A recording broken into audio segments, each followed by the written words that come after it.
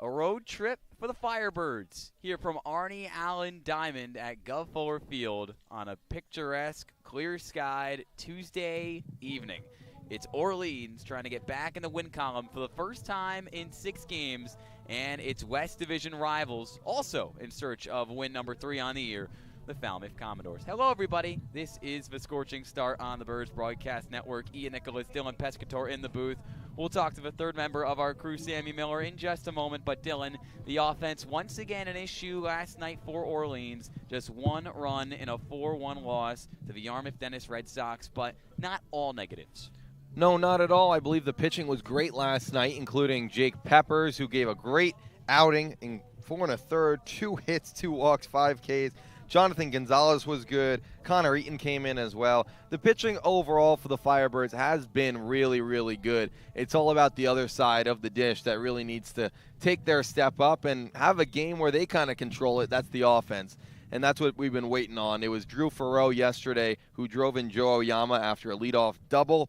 That was in the 2nd inning. And the Firebirds had a lead, and it looked like they were going to continue to keep it. However, they couldn't build on it. They had opportunities. They couldn't make good of them, and YD came back and scored a couple. Well, somebody who has made good on his lone opportunity playing for Orleans this summer, Dylan Jacobs, who makes his 2nd start of the season tonight against the Commodores. Jacobs, he pitched 4 innings last week in a 2-0 loss to the Chatham A's from Veterans Field, gave up just 1 earned run with 5 strikeouts and 2 walks. What did you like most for the rising junior out of Stetson?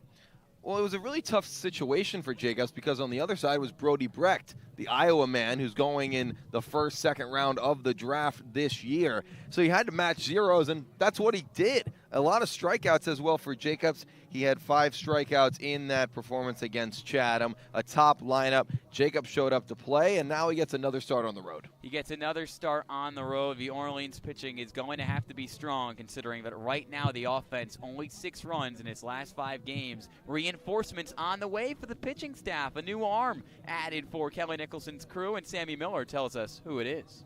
Ian, you're exactly right. The Firebirds are now adding Grayson Carter, the right-handed pitcher from Vanderbilt. He just got back from regionals where Vandy lost to Xavier, but is more than ready to compete here in the Cape Cod League. Kelly Nicholson is extremely happy to add Grayson to their team and knows that he will put the work in to continue to develop and grow here with the Firebirds. He also added how much of a competitor Grayson is, which will be huge in helping this team fight off their losing streak. Guys, back to you. Thank you, Sammy. I know Carter's excited to get going. He probably won't pitch tonight, but could pitch tomorrow against Brewster, as the Firebirds will be heading to Brewster. That is the makeup for the rainout last Saturday. And now we talked about the offense yesterday. It was headed by an RBI single by Drew Farrow.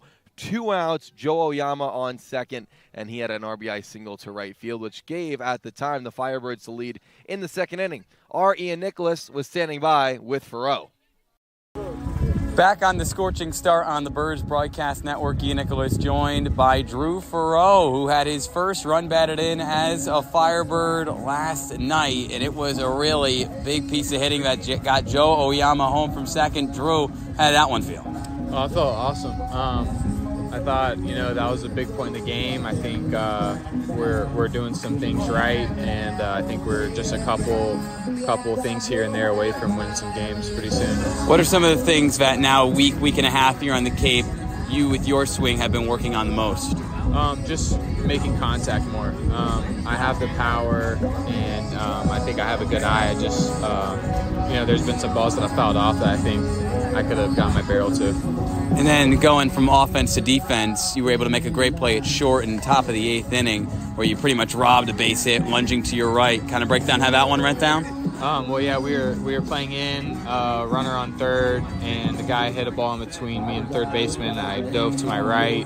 The runner scored, but I was able to get the out at first. Favorite play of your career overall? Is it a big hit or is it a big play in defense? Big hit, for sure. Which one is it? I would say probably one of my home runs at Clemson early in the year. Do you think playing great defense can kind of translate to the plate? For sure. Yeah, I think playing great defense definitely gives me some momentum, and coming up to the plate for sure. All right, and then I know you're not starting tonight, but what are you looking forward to most rest of this summer? You got the family coming up at all? Yeah, family's coming up in a couple weeks. Can't wait for them to see me play. And then, yeah, just getting better. I think I've already made some huge improvements in my game, and I think I'm really close to going on a tear here pretty soon. Drew Farrow, you heard it here first. He's ready to go on a tear, and who knows when it will be, but probably soon. Drew, thanks so much. Yes, sir. All right, Dylan, back to you. Thank you, Ian, for that, as he was interviewing Drew Farrow. Back here in Falmouth, and the Firebirds are looking for win number 3. Let's see who each team is rolling out in their starting lineups. We'll start with the home team, the Commodores, 2-4-2 record. They start out with John Spikerman, the center fielder. He'll lead off for Falmouth tonight. Kyle DeBorge plays second. Charlie Condon plays first. Jace Laviolette plays left. Walker Yannick does the catching. Nathan Humphreys is the DH tonight. Deuce Corson, Joe Redfield, and Gavin Keelan are the final 3. Now let's flip over the book, and let's go to the Firebirds, who are their starting 9 tonight. Not a lot of changes, but a few. Austin Overton and Jack Penny continue going 1 and 2 in this order. Overton in center. Penny moved to shortstop tonight, usually at third. However, did play short against Hyannis in the opening night game last Saturday, 4-1 win for the Firebirds. Fenwick Trimble bats third. Eddie Micheletti Jr. DHs and bats fourth. Matt Halbach in the 5 spot plays first. Joe Oyama with a double and a walk last night in the 6 spot playing second. Johnny Olmstead, the USC man, plays third. Jake Casey plays left, and Owen Carpellotti rounds out the order as the catcher. Ian, nice to have you back. What do you like about that lineup? For Orleans, I think it's a lineup that has an opportunity to build with some positive momentum. Jack Penny's done a lot of good things. The hitting streak continued again last night against YD. I like him in the 2 spot. Eddie Micheletti has been consistent in the middle of his order. He's DHing tonight, and I like to see what Matt Halbach can do. He wasn't able to really get it going from the plate yesterday, but in his first game reached all 4 times. One of the best players out in the Big West this year at UC San Diego. Wrapping up shop here on the Scorching Start with the Birds Broadcast Network. But before we head to the anthem and get ready for first pitch scheduled for 6 here from Guv Fuller Field, we got to thank our pregame sponsor, Siemens Bank. You got it, Ian. As Cape Cod's first community bank, Siemens Bank is proud to support the Firebirds and the special place they hold in the hearts of the Orleans community. Siemens Bank provides our local businesses, families, friends, and nonprofit organizations with the products and services that they need, with the local and personal service they deserve. Please stop by any of their branches or go to siemensbank.com, see what they can do for you. Siemens Bank, member FDIC, member DIF, and, of course, go Firebirds. Firebirds trying to now their first win of the season against the Falmouth Commodores. Heading to the national anthem here from Guv Fuller Field. We'll be right back. It's Orleans and Falmouth in just a few on the Birds Broadcast Network.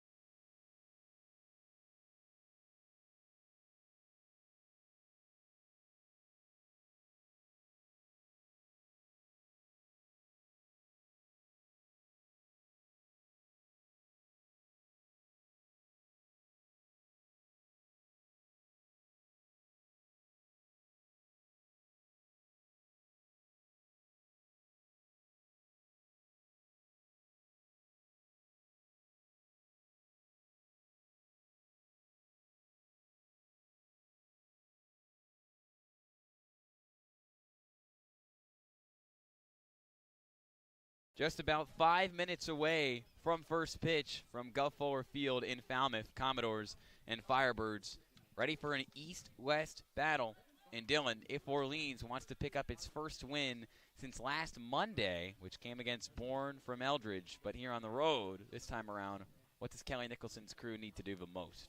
Well, they have to get some extra base hits. It's been singles here and there, and those have been kind of hard to come by as well. However, it's all about the doubles, triples, and even the home runs. They haven't had a home run since that last win, which was on Monday against Bourne. 3 on the season, but good for them. Falmouth doesn't hit a lot of home runs as well. The pitching's been there. The pitching's been good, but the offense got to pick it up. They got to find a way to imprint their mark onto one of these games, which they haven't so far. And you got to think also to get this win, not only would extra base hits be good, but good offense means nothing without good pitching. And you got to think Dylan Jacobs has to go back out there, just like he did against Chatham a week ago today, and go 4 to 5 innings and give up 2 to 3 runs or less. It's so hard because these pitchers have so much pressure on them to be perfect every time out there with how the offense is producing right now. Jacobs has to just be himself. It was just like last time against Chatham, facing off against top pitching. He's got to just be him. 4, 5 innings. We're not going to ask for much. 1 to 2 runs. Do your job and see if the offense can do theirs. Dylan Jacobs trying to prove it. He can be a legit starter. Came out of a bullpen for the majority of his freshman season. Well, not really freshman season. First season with Stetson in the fall. Was able to pitch a complete game in his final start of the year in the ASUN tournament. 9 innings of 3-run ball against Austin Peay. And as we just alluded to, he's proven he can get it done on the Cape against some of the best options available. And this is an absolutely loaded lineup for Falmouth. Up and down the order, they've got superstar after superstar. Yes, they do. Talk about Charlie Condon, and we can just start on him out of Georgia. 380 batting average this year. An up-and-down season for the Bulldogs, and maybe not one that they'll remember, but he'll remember this one. He was putting up video game numbers. Putting up numbers that earned him SEC Freshman of the Year honors.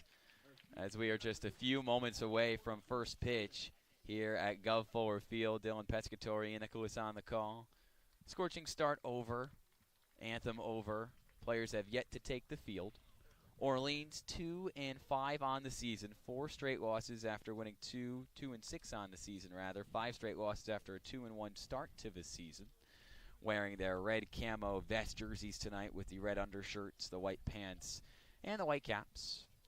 Meanwhile, the Falmouth Commodores also an up-and-down start as a few lucky Falmouth fans have the opportunity to throw out the first pitch. 4 first pitch throwers. Still getting ready here from Guv Fuller Field. Commodores 2-4-2 on the year. 7 of their 8 games, Dylan, have been decided by 1 run or less. And you got to think that this is a Commodores team that could use a big-time win to show the whole league what they've got. Yeah, that's kind of a sign of a team who hasn't gotten the lucky break so far, right? So the record doesn't look good right now for them, but they're a 1 hit away, 1 play away from winning ball games. And you can't feel not confident about this team right now when you're talking about Falmouth. What Orleans has to do is make it so the game isn't indecision of 1 run or less. Have to make it, one of those wins that you're going to remember and kind of look back on because they so desperately need it. Falmouth has taken the field in search also of its 3rd win on the young season under 25th year manager Jeff Trundy. Wearing the all-white unis tonight, the maroon lettering, and the all-black caps. Taking the rubber for the 2nd time as a Commodore, Isaac Tiger headed to Kansas after 3 seasons playing for Butler Community College, also located in Kansas. The defensive alignment for them, including a wider range of fantastic players. Yannick behind the dish, Condon at first, DeBarge at second, Gorson at third, Keelan at short, Lavalette in left, Spikerman in center, Redfield in right. Leading off for Orleans, like he has done in all but 1 game this season, the center fielder from USC, the rising sophomore, Austin Over. Orleans, another lefty-heavy lineup tonight. 2 lefties to start the order, and Overton and Jack Penny, as well as Eddie Micheletti in the 4th spot, Joe Oyama batting 6th, Jake Casey and Owen Carpelati batting 8th and 9th. First pitch for Tiger.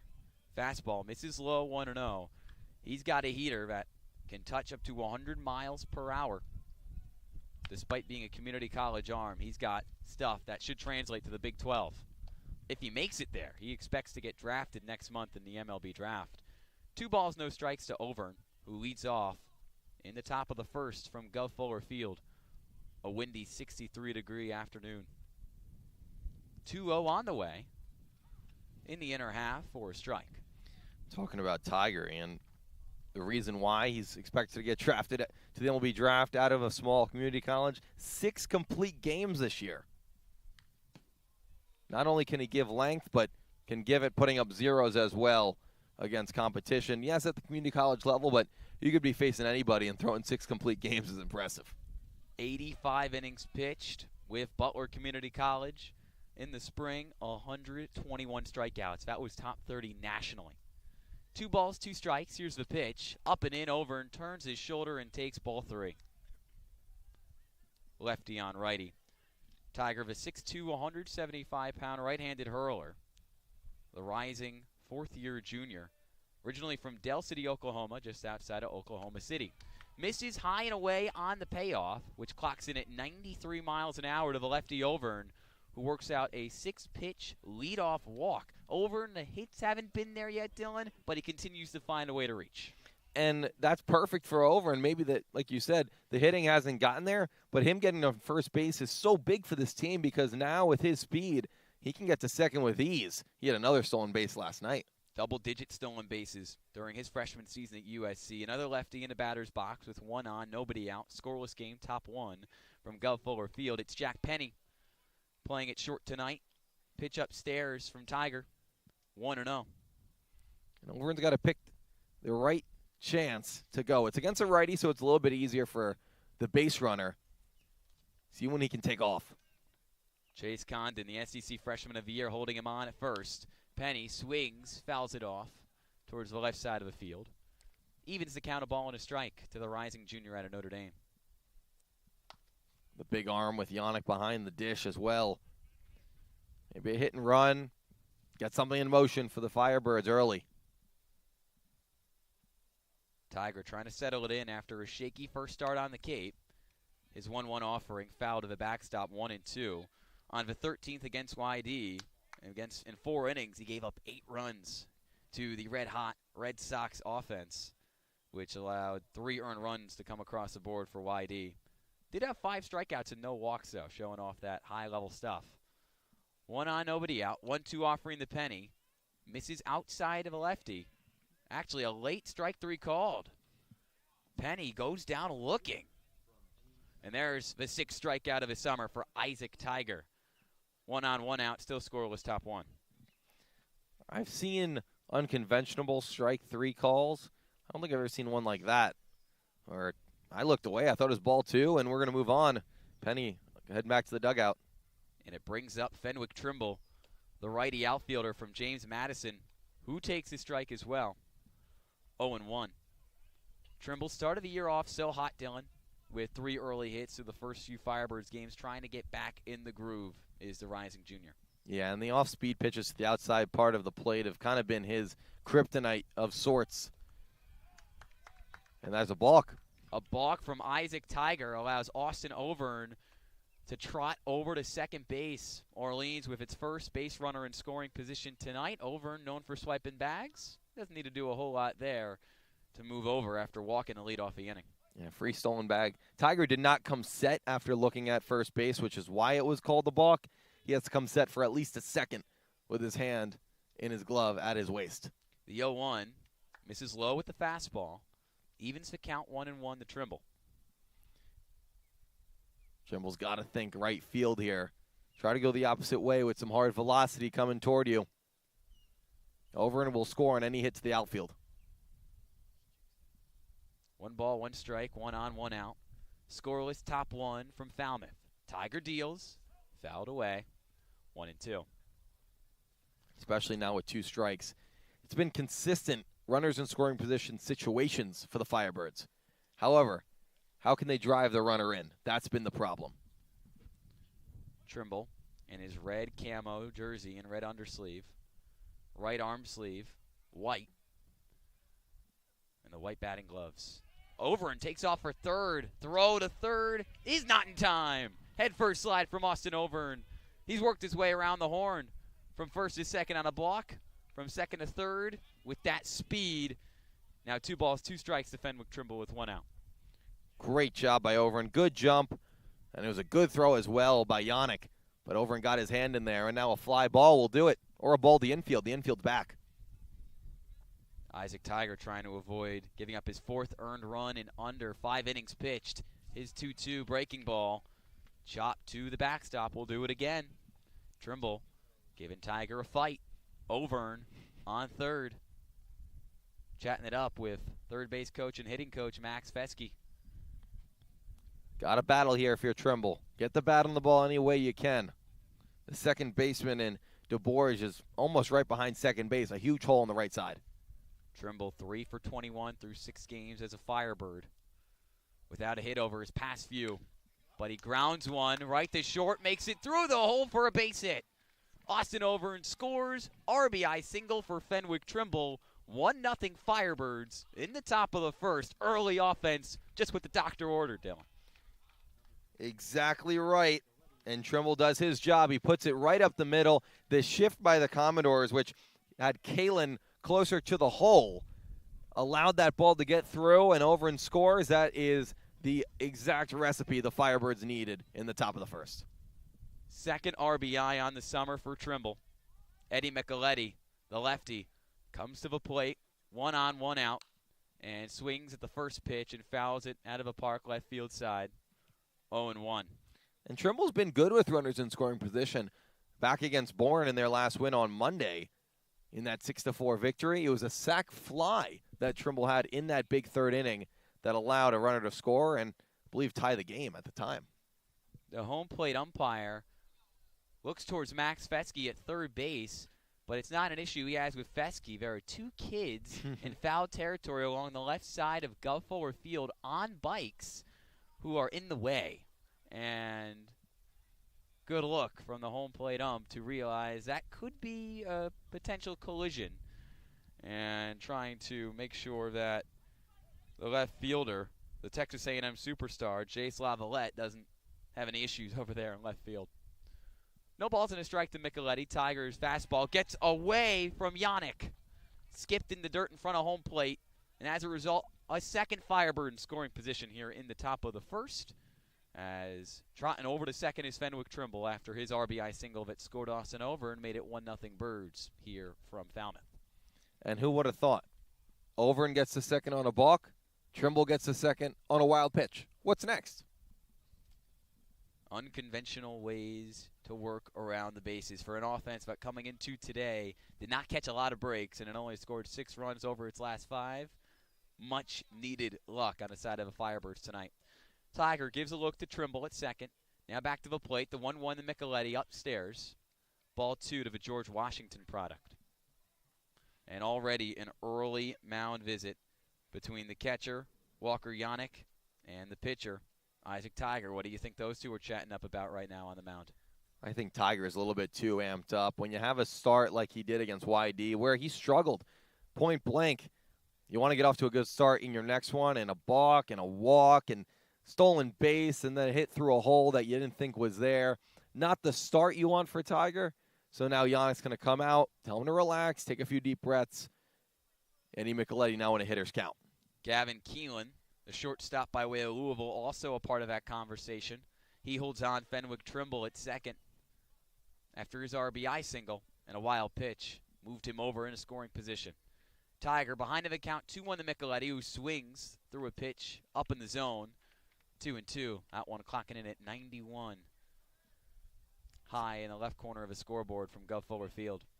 Seems like the velocity isn't there just yet for Tiger. See if the Firebirds can take advantage. Throws in the mid-90s at Butler Community College and has touched triple digits. Stares at Fenwick Trimble at second. He's got speed. 9 stolen bases with James Madison in the spring. Eddie Micheletti didn't like waiting in the left-handed batter's box. Calls for time. Swings the bat around and steps right back in. Micheletti, the gray batting gloves a good tan. That's what the cape will do for you. The 2-2 pitch, cut on, fouled into the dirt. Trimble retreats to second. The lone base runner on for Orleans, who leads 1-0 after the James Madison man got one through the 5-6 hole that scored Austin Overn from third base and gave Orleans a much-needed lead. Orleans also took the lead first yesterday against Yarmouth Dennis, but was not able to hold on to it even after Joe Oyama scored in the second inning. The 2-2, low, 3-2. Full count to Micheletti. Good block by Yannick here. Could have been Trimble at third base with one out and Micheletti with a full count. We know he's a battler up there. He's always going to give a good at-bat. How does this one end? One of the lowest strikeout rates in the nation with George Washington this past spring. Only struck out twice so far this season with Orleans. Tiger ahead of a full count pitch. Deals, whacked foul towards right field. Past first base coach Joey Cooper. He had to slide out of the way. And he has to slide his way onto the dugout on the left side of the field. Another broken bat. That's the second broken bat for Eddie Micheletti this summer. We might have reached double digits. You know, I'm not keeping a counter on broken bats, but we're dang close to 10. Daniel Avidia hands Eddie Micheletti the stuff. You got to rub on the bat to make sure you can grip it. Pine tar, if you will. Whatever substance. Legal, of course. Full count awaits him as he steps back into the left-handed batter's box with 1 on, 1 out, and a 1-0 lead for the Firebirds on the road from Falmouth. Thanks so much for joining us here on the Birds Broadcast Network. Fenwick Trimble, he leads off second. Keelan holding him on. Directly behind him. Payoff once again. Launched to center field and dropping into the glove of John Spikerman for out number 2. Great contact by Micheletti right there. He took the fastball high, lined it to center, but right there was Spikerman to make the catch. Could have been another run for the Firebirds as Micheletti puts good wood on that one. New good wood as well. New wood. Matt Hallback, only his third game as a Firebird. He is yet to join the Broken Bat Club. 1 on, 2 out. Tiger deals to the righty from UC San Diego. He fouls it away, 0-1. Oh, Ian, he actually told me that he did join the club back in the 9th inning of his first game, which was against Harwich. RBI single, broken bat, RBI single. Obviously, such a great play. We didn't get caught up in it. Was not a part of the official count till now. A late ballot. No balls and a strike. Another foul ball towards right field. Drops in front of a right field bleachers from Guv Fuller Field. 0-2. The foul balls here are sponsored? I've never heard that before. I don't know if that picked up on the broadcast. That's a new one. Got to make money somehow, right? Every way. Orleans cashed in early. Austin Overn scored off a Fenwick Trimble RBI single. He leads off second. 0-2 to Hallback is ripped past short in the left for a base hit. Trimble waved home by Fesky over at third, and Trimble makes his way home. Matt Hallback, his second RBI in 3 games as a Firebird in a 2-run lead. 2-0 Orleans, top 1. Great job by Hallback. Lines it into left center past the shortstop, Keelan.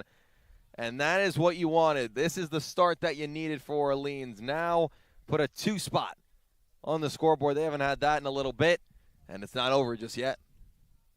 No. Another California kid, Joe Oyama, into the left-handed batter's box trying to drive home Matt Hallback, who gets checked on by Isaac Tiger in what has been a long first inning for the future Kansas pitcher.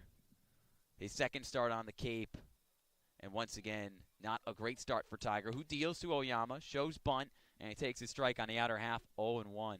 What a great night for him last night, despite the loss for Orleans. That's right, a double. He was eventually driven home by Drew Farreau, and a walk. Got on base 2 times last night, did Oyama. Hallback, the lone man on base for Orleans right now. He's off first as a pitch misses low to the senior out of UC Irvine. Joined the team just under a week ago, made his debut on the road in Wareham on Wednesday. He's trying to get his first win as a Firebird. So is Matt Hallback. 1 on, 2 out, 2-0 Orleans off 2 hits. Oyama grounds one to second, fielded cleanly by DeBarge, throws the first to Condon, ends a long first inning for Falmouth, which saw a pair of RBI singles, one from Fenwick Trimble, and then Trimble comes home off a Matt Hallback single that scored a run. 2-0 Orleans. Offense, it's so sweet for the Birds. We'll come back in the bottom of the first.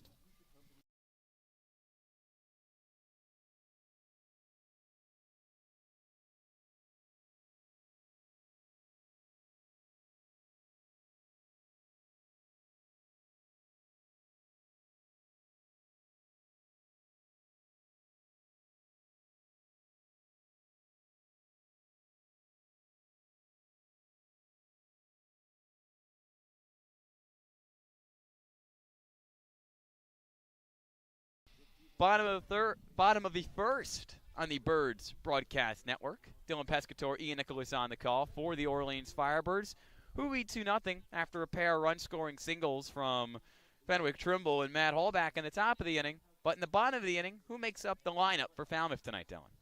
They got a few big bats. John Spikerman leads off. Kyle DeBoers hits second. Charlie Condon and Jake Laviolette will be the two names to watch out for.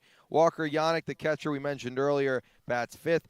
Nathan Humphreys does the DHing in the sixth spot. And then Deuce Gorson, Joe Redfield, and Gavin Keelan are the bottom three. Watch out for the middle of that order. Charlie Condon from Georgia, Jace Laviolette from Texas A&M, two of the best freshmen in all of the SEC this year for Georgia and Texas A&M respectively. Meanwhile, for Orleans, Dylan Jacobs toes for rubber out of Stetson for his second time this summer. Behind the dish, Owen Carpellotti, Matt Hallback at first, Joe Oyama at second, Johnny Olmstead from USC at third, and at shortstop, Jack Penny from Notre Dame. In left field, Jake Casey from Kent State. In center field, Austin Overn from USC. And in right, the man, the myth, the legend. RBI single here tonight, Fenwick Trimble from James Madison. Dylan Jacobs, what does he need to do right now? Dylan's got to be good. Dylan's got to be great. Against Chatham, he was great. And against Falmouth tonight, he's got a lead, something he hasn't pitched with yet this year. A lot of pitchers haven't as well. He's got to throw up a 0. Start out hot, give me a good first, and let the offense get back to work. Only one hit and no runs scored in Jacobs' lone start of the year. First pitch swinging is John Spikerman from the left-handed batter's box. Over to short, Penny slings it but misses the throw off the bag towards the outfield. Hallback dove for it, couldn't get it. Luckily deflected it so it didn't trickle too far out of play, and John Spikerman stays at first base. The Oklahoma Star reaches, and that goes down as an E6 on Jack Penny. Not the start you wanted. You get the chopper. It was a tough play as Penny had to wait back on it. But a throw that could have been made, and now a free base runner for the Commodores. Multiple errors in each of the last two games for Kelly Nicholson's crew, trying to keep it clean. Here's his second man of the order, Kyle DeBorge from Louisiana Lafayette. Takes a first pitch strike, 0-1. One on, nobody out. And he tried to bunt there, and he offered. He didn't get a piece of it. Good job by Jacobs, and now the corners for the Firebirds will have to be ready. Olmstead playing near the grass at third against the righty, and it goes right to Olmstead. Chops into the glove, looks at second, but throws the first instead. Gets the out of DeBorge. While moving over in the scoring position is John Spikerman at second. 1 on, 1 out. Still 2-0 Orleans in the bottom of the first from Guv Fuller Field. Good play by Olmstead. He looked at second. He saw the speed of Spikerman and said, I'll take the easy out, especially with the lead that we have. Somebody who's not an easy out, Charlie Condon, who had an unbelievable freshman season at UGA. Righty on righty against Dylan Jacobs, who just finished his sophomore season at Stetson. Goes with the breaking ball, takes for ball one, a low miss. That pitch clocking in at 64 miles an hour, but then taken off because it's off speed, but it wasn't that far off speed from Dylan Jacobs. Checks in on Spikerman, who heads off for third. Carpellotti tries to gun him down. It ricochets off the glove of Olmstead, but quickly hopping on it along the left field line is Penny, and staying at third is the Sooner with a lot of speed, over 30 stolen bases in the spring, and he shows it there. I think Carpellotti didn't know how much time he really had. He had a number one full out, great job by Olmstead, by the way, to deflect the ball and not let it go past. Penny, of course, with the backup. Carpellotti took one extra second there. Maybe he could have made a better throw, but with the speed of Spikerman, you never know. Condon swings through a 2-0 offering, high of his own. 2 balls and a strike. Spikerman takes a good lead off third. Jacob steals, misses low and away. Ball 3 to the righty. 1 on, 1 out, 2-0 Orleans. Tying run at the plate, bottom 1. Jacobs puts the ball in his green Stetson glove, winds, deals, launched, right field, backing up. Is Trimble, makes the catch on the track, but taking off is Spikerman with the great speed he has, and he easily comes home. Charlie Condon drove in a lot of runs with Georgia in the spring, and he drives one in with a sac fly to right in the bottom of the first. That slices the Orleans lead in half. 2-1 Birds, bottom 1. That's probably the most frustrating part of the game so far, and it has to be that Spikerman got on with an error. No hits so far for the Commodores, and a run that kind of was given to him. I mean, a ground ball that moved the runner over, a stolen bag, and then a sac fly. It was a frustrating run to give up, I would say. Falmouth trying to keep the frustrations brewing, albeit with the bases empty and 2 out. The 1-0 pitch is chopped past Oyama, who dives at second, leaking in the center as Jace Laviolette hesitates on his way to second, now takes off and gets in there safely with a headfirst slide. The Texas A&M superstar read that one to a T and stretches it in the 2 bags with a 2-out base hit.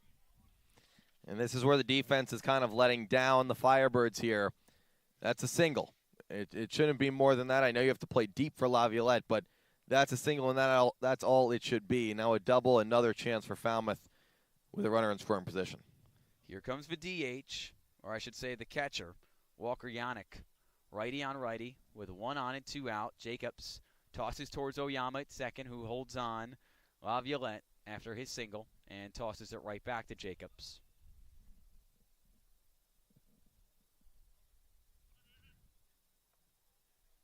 (2-1 Orleans, bottom 1. Sac fly from Charlie Condon put a run on the board for Jeff Trundy's crew. Jacobs steals. Fastball in for a strike, 0-1. Jacobs has pitched well. Ground ball, fly out, and a single, which should have been a single, but of course ruled a double as Laviolette hustled to second. Walker Yannick, he hits well. Over a .320 batting average with Sam Houston State in the spring as a catcher. 70 runs driven in. Chops one fair, dribbles on the left field line. Jacobs barehands it, fires it over to first, pulls Hall back off the bag, and beating it for an infield single is Walker Yannick. Slipping over to third in the process is Jace Laviolette, and Falmouth firing back against the Firebirds in the bottom of the first. Runners on the corners doing a lot of damage with 2 outs. Yeah, but not a lot of hard hit damage, and that was a little blooper right near the home plate that just found the perfect spot in fair territory. Jacobs picked it up, but with the speed of Yannick, he had no chance, even with a good throw. It's been unlucky for Orleans so far in this bottom half. Here's Nathan Humphreys, a lefty to face the righty Jacobs, who quickly takes off the rubber and readjusts. Runner on third is Jace Laviolette, who singled. Runner on first, Walker Yannick, who also reached on a 1B. Miss upstairs from Jacobs. Wearing number 22 for the Birds. Readjusts for good. Brunette flow of his, whipping in the wind here from Guv Fuller Field. Trying to keep it a 2-1 game in Orleans' favor. The 1-0 to Humphreys. Misses outside of a lefty, 2-0. Jacobs has to continue to work. It's been ground balls all day except Condon's hit. If he can continue on getting the ball on the ground, he'll have success. The 2-0 in the upper third for a strike. 2-1 to the Dallas Baptist product. One of the better players in Conference USA. Slash 351, 456, 44 did the 6'2", 205-pound outfielder. And on the 2-1, he whacks one foul down the left field line. Heads towards the Orleans dugout. Even count, 2-2. Can Jacobs break out that swing and miss that he had against Chatham? He needs one right here. 2 on, 2 out, 2 balls, 2 strikes, runners on the corners, and a 2-1 game, which Orleans leads bottom 1. Dylan Jacobs trying to escape a jam. Deals, high fly, left center, Austin Overn all over it, ranging to his right and helping out Dylan Jacobs. Offense for these teams has been hard to come by, but the runs coming across the board early from Guv Fuller Field. Orleans leads 2-1 after 1. We'll be right back on the Birds Broadcast Network.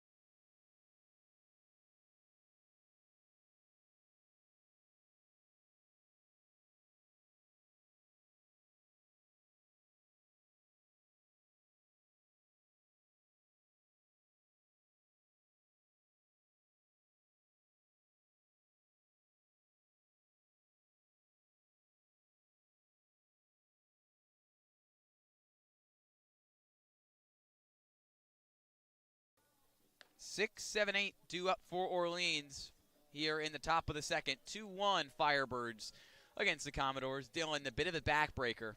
Finally, the bats come alive for Orleans in the top of the first, but some defensive issues give Falmouth an opportunity to claw back in at the bottom of the frame. Yeah, it started with, ground ball, fly out. It could have been a 1-2-3 inning with the results that Dylan Jacobs got. And when you give a team as good as Falmouth that, is almost breaking through in terms of their wins, we talked about their one-run decisions, hard for me to say. You can't give these teams extra opportunities with how great these rosters are. And they made Orleans pay for now. It was lucky that Orleans could keep it to 2-1, but the offense has to continue on. They've had good innings. They've had good flashes this season, but the consistency, can they bring that tonight? It starts with Johnny Olmstead, the third baseman by way of USC. Up and down from the plate through 5 games as a Firebird after being an all Pac-12 selection with the Trojans in the spring, but his lone hit through 5 games, a 3-run home run. Waves at a pitch from Isaac Tiger back on the mound for his second inning of work. 0-1. 2-1 Orleans, top 2. 0-2, foul to the backstop. Tiger worked through some issues last inning. And you don't want them to get comfortable. Continue to put the pressure on. Continue to do what they did in the top of the first. The 0-2. High pop-up in between first and second. 3 players converge for it. Condon says, mine, mine, mine. In the outfield grass. Makes the catch. 1 away as Johnny Olmstead pops up the first. And that's chasing there right there by Olmstead. Saw the 0-2, got the high fastball, which is Tiger's bread and butter. If he can get you to a 2-strike count, he's going to pump the high fastball and hope you swing at it. Jay Casey had an opportunity to put a big swing up for Orleans last night. Pinch hit in the top of the 9th as he fouls one away, 0-1, the lefty does, with the bases empty and 1 out. Came up as a tying run in a 4-1 game in the bottom of the 9th inning. Already has a home run on the year and unfortunately could not tie the game in a big spot. Trying to bounce back tonight, but he falls behind 0-2. Jammed up on a 92-mile-an-hour pitch on the inner half of the plate is the Kent State man. Tigers 0-2, popped up again, foul territory along the left field line, charging for it, and making the snag is Deuce Gorson. 2 up, 2 down. Tiger looks comfortable. He does, and it's been the fastball that's gotten him back into it. A lot of pop-ups by these Firebirds, which has been a problem. You have to get on top of the ball, and line drives, ground balls, those are what works. And now a shift. For Owen Carpellotti, who swings and misses at the first pitch he sees, the lefty does, from the righty Tiger. 0-1 with the bases empty and 2 out in the top of the second. Tiger working a little quickly. Pop up to left and foul. Quickly behind 0-2. 3 infielders shaded towards the right side of the infield for Falmouth, including Keelan, DeBarge, and Condon. Good take from Carpellotti. Up and away, the ball. Still behind 1-2. is the rising junior out of Georgetown. Big O still in search of his first hit in Cape Cod. On Cape Cod, I should say. Don't want the Orleans faithful having my head for getting that one wrong. 2-2. Another miss on the outside. Third straight miss outside to the lefty Carpellotti. From Tiger, the count's full. Carpellotti has walked once this season, trying to get on base for his second time. The payoff. Upstairs, ball 4. Tiger had him ahead 0-2. 4 straight walks, and Carpellotti reaches. Great job by Owen. Even though he was down 0-2 in the count to a very confident pitcher here in the second inning in Tiger, continued to leave balls out in the outside corner, get to first base, and like Kelly Nicholson says, pass the baton. Passing it to Austin Overn, who walked and scored a run in the first inning. Off the RBI single from Fenwick Trimble. Gets behind 0-1. The lefty Overn against the righty Tiger for the second time tonight. Overn, a former 3-sport superstar in high school. Baseball full-time now, here on the Cape. A ball upstairs, 2-1. Orleans not expected to have him for too much longer, unfortunately. He got an invite for the USA Baseball Training Camp in Cary, North Carolina. So a few more games with the Firebirds. 1 on, 2 out, 2-1 Orleans. Top 2. The 1-1 pitch. Overn went on a check swing and goes behind 1-2. Now it's about making contact, and any ball on the ground will be a challenge for this Falmouth defense with Overn running. Overn with the red elbow guard on his right elbow. Popped up behind the backstop. Still 1-2.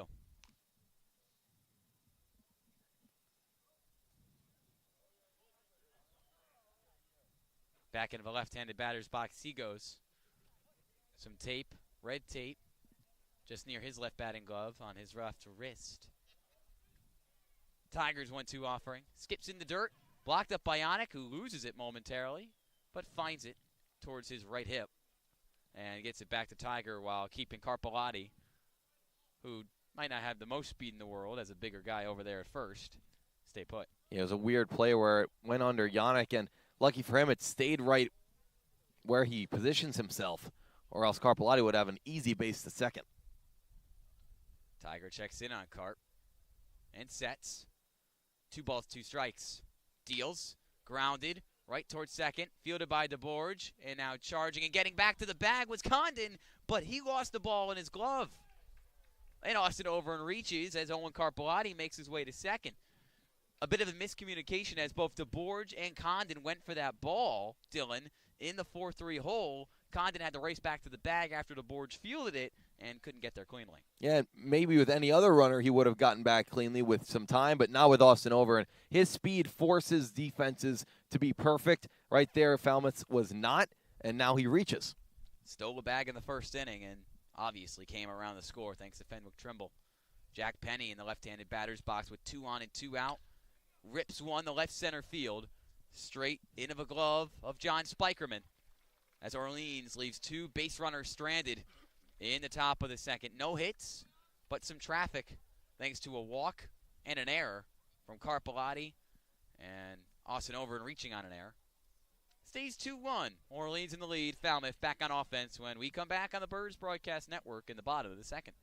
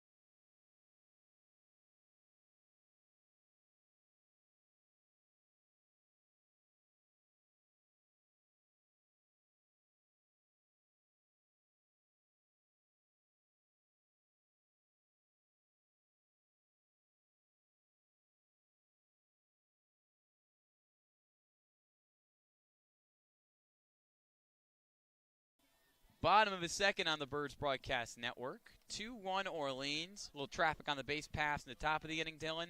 Jack Penny put a good swing on it, but John Spikerman all over it in center. It's been 2 hard-hit balls that have been caught off the Orleans Firebirds' bats and into the gloves of the Falmouth Commodores.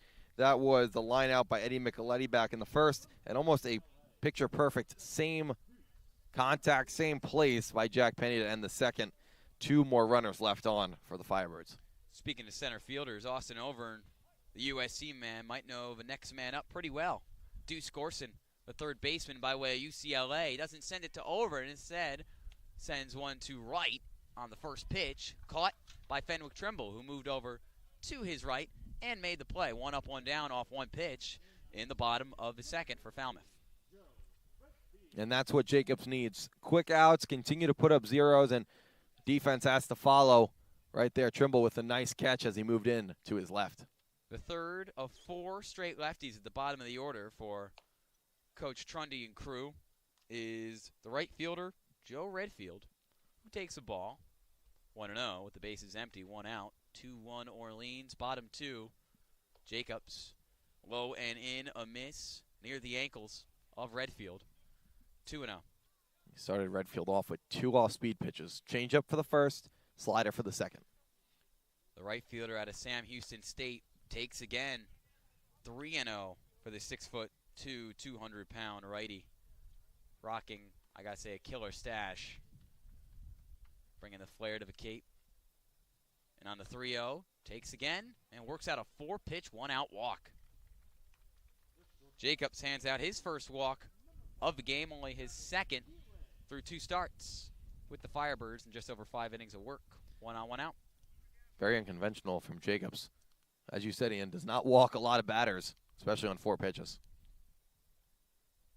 Loses a track of Redfield and now has to deal with Gavin Keelan, another lefty out of Louisville. There's finally a strike from Jacobs. He gets ahead 1-0. Double play would do wonders here.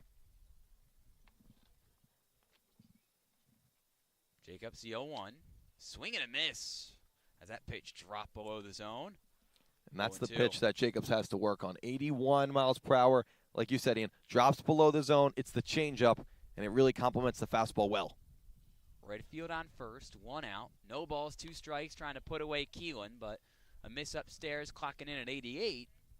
And there's ball 1. Fastball stays high, chest high, changeup into the dirt. Keelan 6 for 26 so far with Falmouth. Runner goes, swing and a miss. There's a strikeout trying to get the runner at now second base. They cannot. Sliding in safe, Joe Redfield, albeit a strikeout for Keelan. 2 away in the bottom of the second. First strikeout for Jacobs, and it was a good one. Had him guessing on the changeup. And he gets him now 2 outs. Runner on second, and back to the top. Back to the top of the order with John Spikerman, who reached on an error from Jack Penny to lead off last inning for Falmouth. 5th straight lefty for Jacobs to face. Back to the top of the order. Showed bunt, pulled it back. Jacobs misses low and goes behind 1-0. Spikerman, probably a big name for you college baseball enthusiasts. A rising junior from Oklahoma, known a lot for what he did, not this past spring, but really in the summer beforehand, leading the Sooners to the College World Series final and making a lot of great plays in center field along the way. 1-0, misses up and away, now 2-0. Slash 270, 413, 383 with OU in the spring. 33 runs batted in, 27 stolen bags. He did steal a base in the bottom of the first inning for Falmouth. The 2-0 offering. Clocked to the backstop, 2-1. Runner on second for Falmouth is Joe Redfield. He walked and stole second as Gavin Keelan struck out.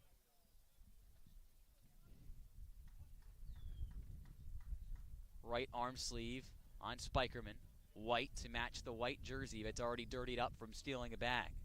The 2-1, low and in for ball 3. Jacobs a ball away from handing out his second free pass of the inning. Got to attack here. Probably go with the fastball high. And then follow up with the changeup, but you need the swing and miss or maybe even a foul ball here in the 3-1. Jacobs gets the sign. The righty deals the 3-1 and cannot find the zone. High and away for ball 4, a 5-pitch, 2-out walk. Second walk in the last 3 batters faced for Jacobs. The go-ahead run at first, the tying run at second. Can Kyle DeBorge do anything with 2 outs? Jacobs hopes not. The walks have been killers for the Firebirds so far this year. Back to Harwich, that was on Sunday. It was 2 walks with an out in the second and then a 3-run home run. Eventually put that game out of reach. Jacobs deals, first pitch swinging, hard hit ground ball, drifts in the left field, fielded by Casely. On his way home, here comes Redfield, throw cut off by Olmstead. It doesn't matter. Falmouth has tied this game at 2. RBI single, first pitch, Kyle DeBorge got it and ripped it through the 5-6 hole. Third hit of the night for Falmouth, and it ties this game at 2 apiece. That's where walks can kill you, right? Putting runners on with free passes. And all it takes is 1 hit. DeBorge is the man who can get it, and he does. Now we're tied. Had 38 runs batted in during his sophomore season at Louisiana Lafayette. Despite missing double-digit games with a hand injury, that hand looks healthy. 2 on, 2 out. Now more damage could be done with runners on first and second as a ball thrown to the hard-hitting Charlie Condon, who drove in the first run of the game for Falmouth with a sac fly, which scored Spikerman in the bottom of the first. The 1-0 to the righty. In for a strike, 1-1. Now it's damage control for Jacobs. Have to get out of this inning here. Spikerman on second. He's already scored a run today. DeBorge on first after his RBI single. Jacobs the 1-1. Popped up. Foul territory towards the Falmouth dugout on the right side of the field. Hallback makes the play on the foul track to end the inning. 2 innings, 2 runs, 1 in each frame for Falmouth, doing it consistently and tying this game at 2 apiece after 2. We'll be right back on the Birds Broadcast Network in the top of the third.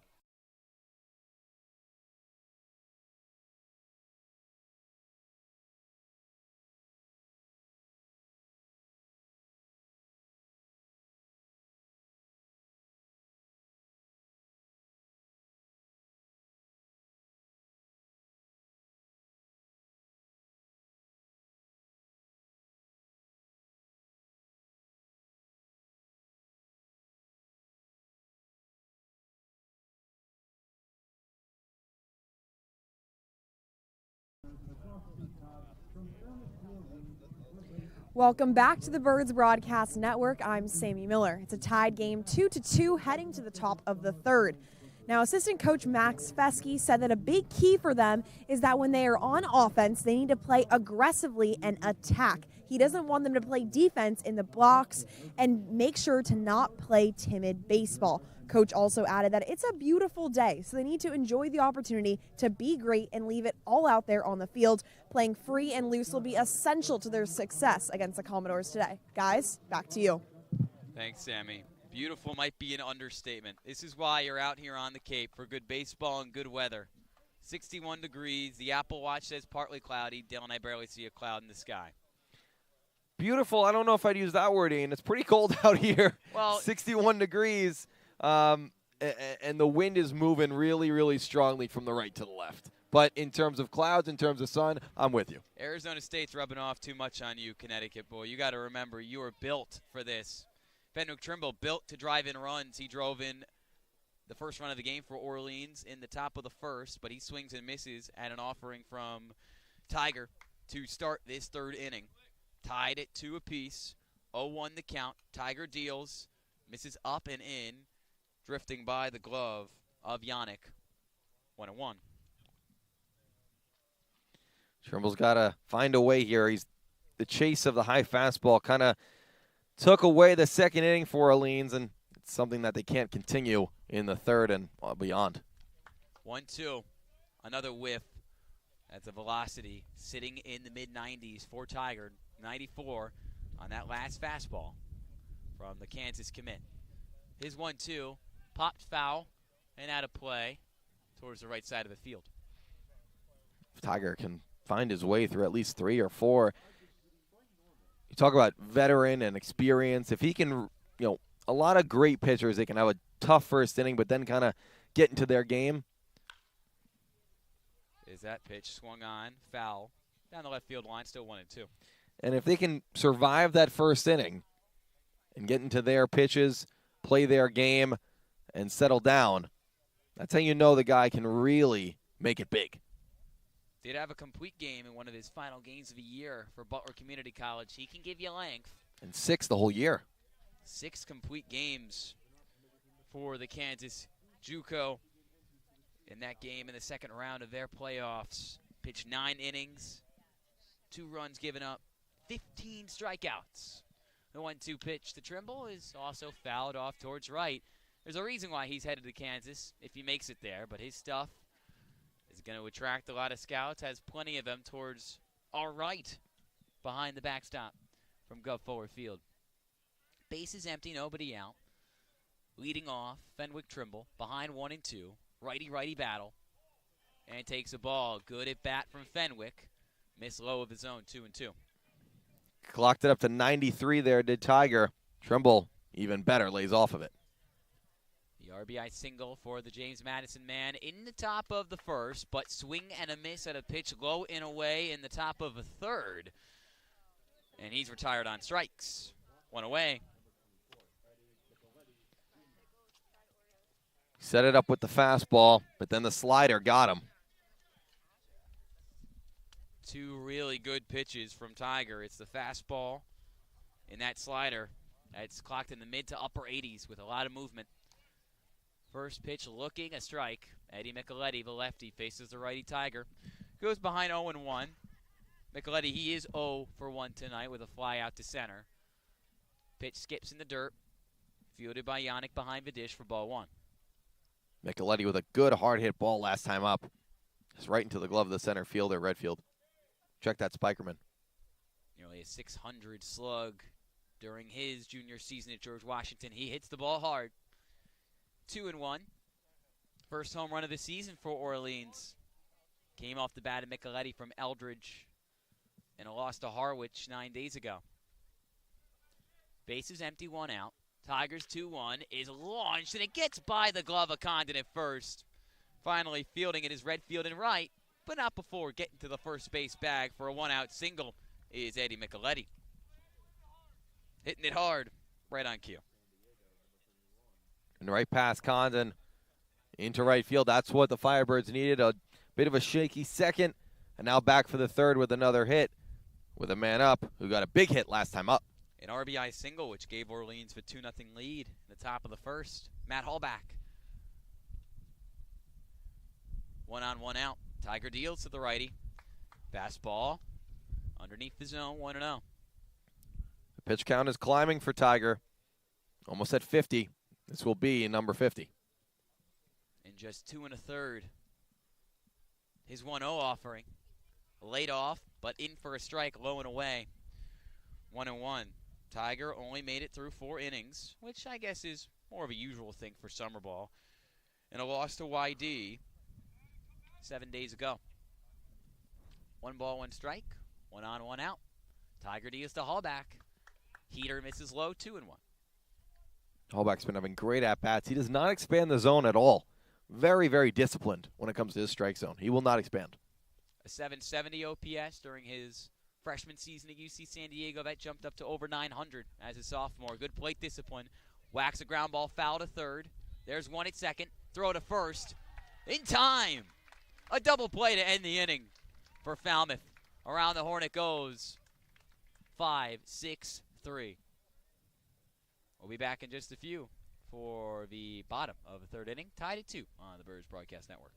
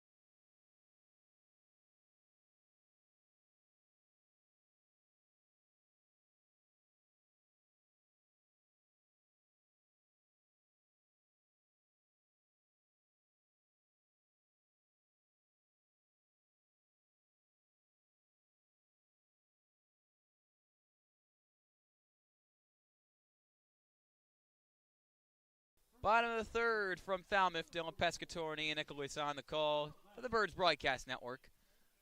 Tied at 2 is Orleans and Falmouth in its first meeting of the year. Split the series last season 2-2.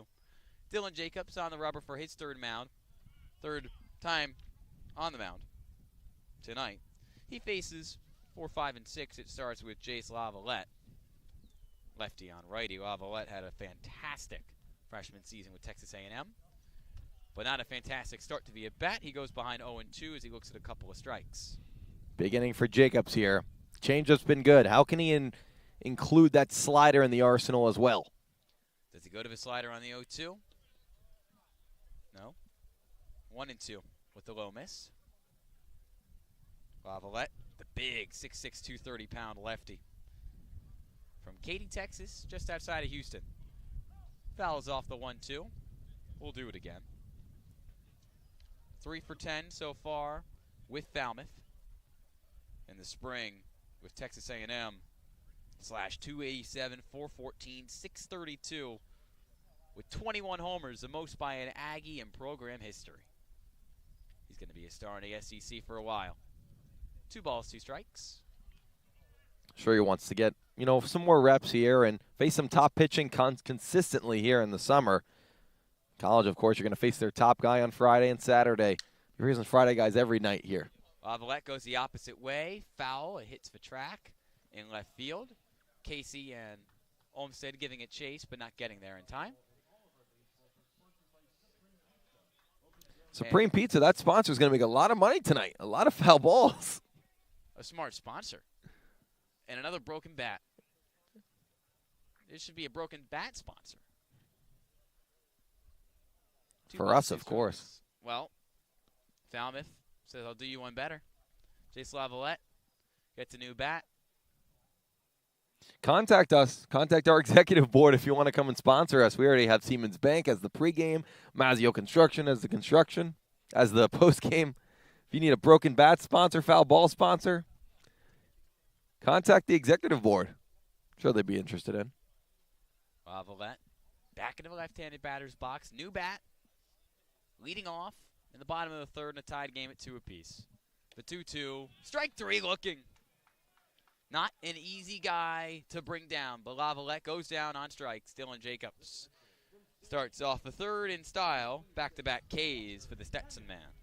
And that was the slider. It started on the outside corner, came right back in, and ended up right down the middle of the Lavalette. A good start to the inning for Jacobs. Another Texas native at the plate. Walker Yannick, the catcher, who swings first pitch, well hit to right center, but not well hit enough to avoid being a fly out to right. Corralled by Fenwick Trimble, and 2 away. Another first pitch out for Falmouth. They've been aggressive tonight. They've been swinging earlier in the count. And good on Jacobs. He's been getting most of them out. Can he get one more out? Complete 3 innings, a 2-run ball. Misses low to the lefty Nate Humphreys, who flew out to center. His first go around. 1-0. Base is empty, 2 out. Now 2-0.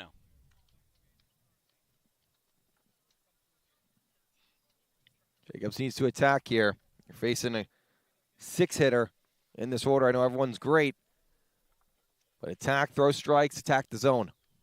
Humphreys over an 1100 OPS at Dallas Baptist. A power for a school not necessarily known for its athletics outside of baseball. 3-0. Used to be a powerhouse in the Sun Belt before moving over to Conference USA this past season. 3 balls and a strike to Humphreys. Jacobs needs to attack. The walks got him in trouble last inning. Can't have any more. On the 3-1, he does not hand out the free pass. Swing and miss from Humphreys.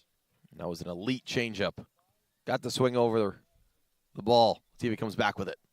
The former FSU pitcher deals on the full count and gets the foul ball. Clonking off the foul netting and left. Once again, a full count pitch awaits Humphreys. With the bases empty and 2 away in a tied game in the bottom of the third. Jacobs gets the sign from Carpellotti. Payoff offering. Grounded weakly to Olmstead along the third base line, and he has to eat it. He backhanded it, but flew into foul territory and could not make a play. Infield single. Humphreys gets on base for the first time tonight. And that's why the phrase of put the ball in play is so prominent. No matter if it's a weak ground ball, like you said, like Humphreys just hit, Olmstead was not playing towards the line and just had no effort and no play at first base, like you said. No chance, I should say, to get the man at first. Gorson comes up with 1 on and 2 out. So Jacobs, who battled back from down 3-0 to get that weak contact, sadly doesn't get the out of it. Now allowed 4 hits through 2 2/3. Popped up to straightaway center. Easy play for the Pac-12 defensive player to make. And it's Austin Overn who puts up the left-handed glove, and makes a play to leave. Humphreys stranded at first. Still tied at 2. Dylan Jacobs makes sure that doesn't become anything on the 2-out single. We'll go to the top of the 4th on the Birds Broadcast Network.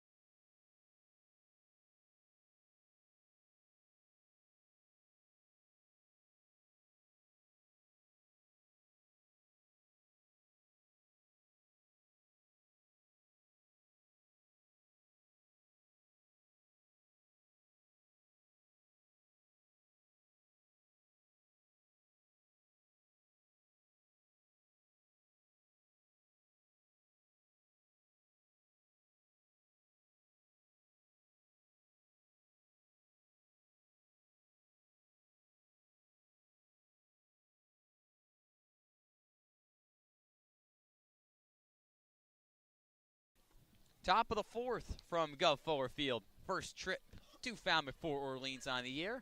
Deadlocked at 2. Dylan Pescatore, Ian Nicholas on the call. Joe Oyama, 6-hitter, wearing number 6, leads off for Orleans. Grounded out to second. Did the second baseman his first time up to end the first inning. Still Isaac Tiger on the mound.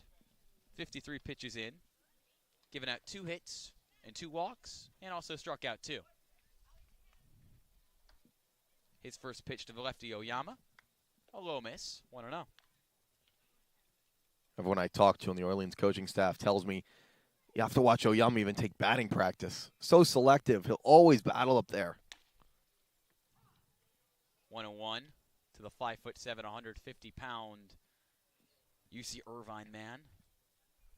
Controls the strike zone so well. Will foul off some tough pitches as well. He fouls off this pitch to go behind 1-2 over the backstop and out of play. Had a great night last night. A double in the second inning. Scored off a Drew Furrow RBI single. Holds up on the 1-2 and gets the count even, 2-2, as the 92-mile-an-hour fastball misses high for Isaac Tiger. Trying to get through 4 innings for his second straight Cape League start. Oyama fouls off a 2-2, which heads into the Falmouth dugout along the right side of the field. Still even in the count. Not an easy out is the definition of what Joe Oyama brings to the table. Oyama leads the team in batting average, or at least he did heading into tonight. 2 for 7 through 4 games as a Firebird.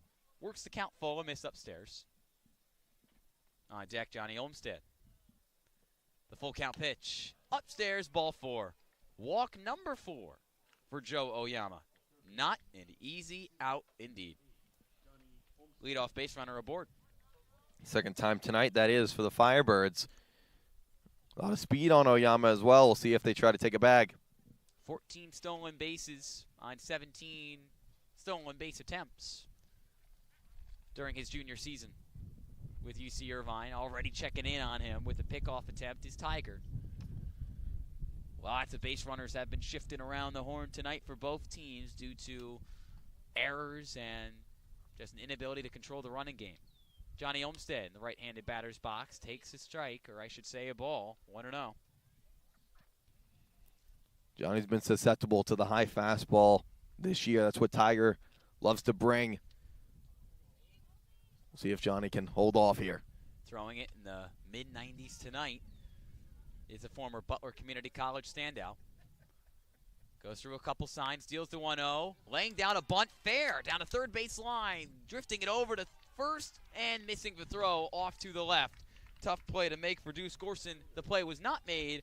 Olmsted reaches on a bunt single, usually Oyama's specialty, and Oyama moves over to scoring position at second. 2 on, nobody out, and here's Jake Casey.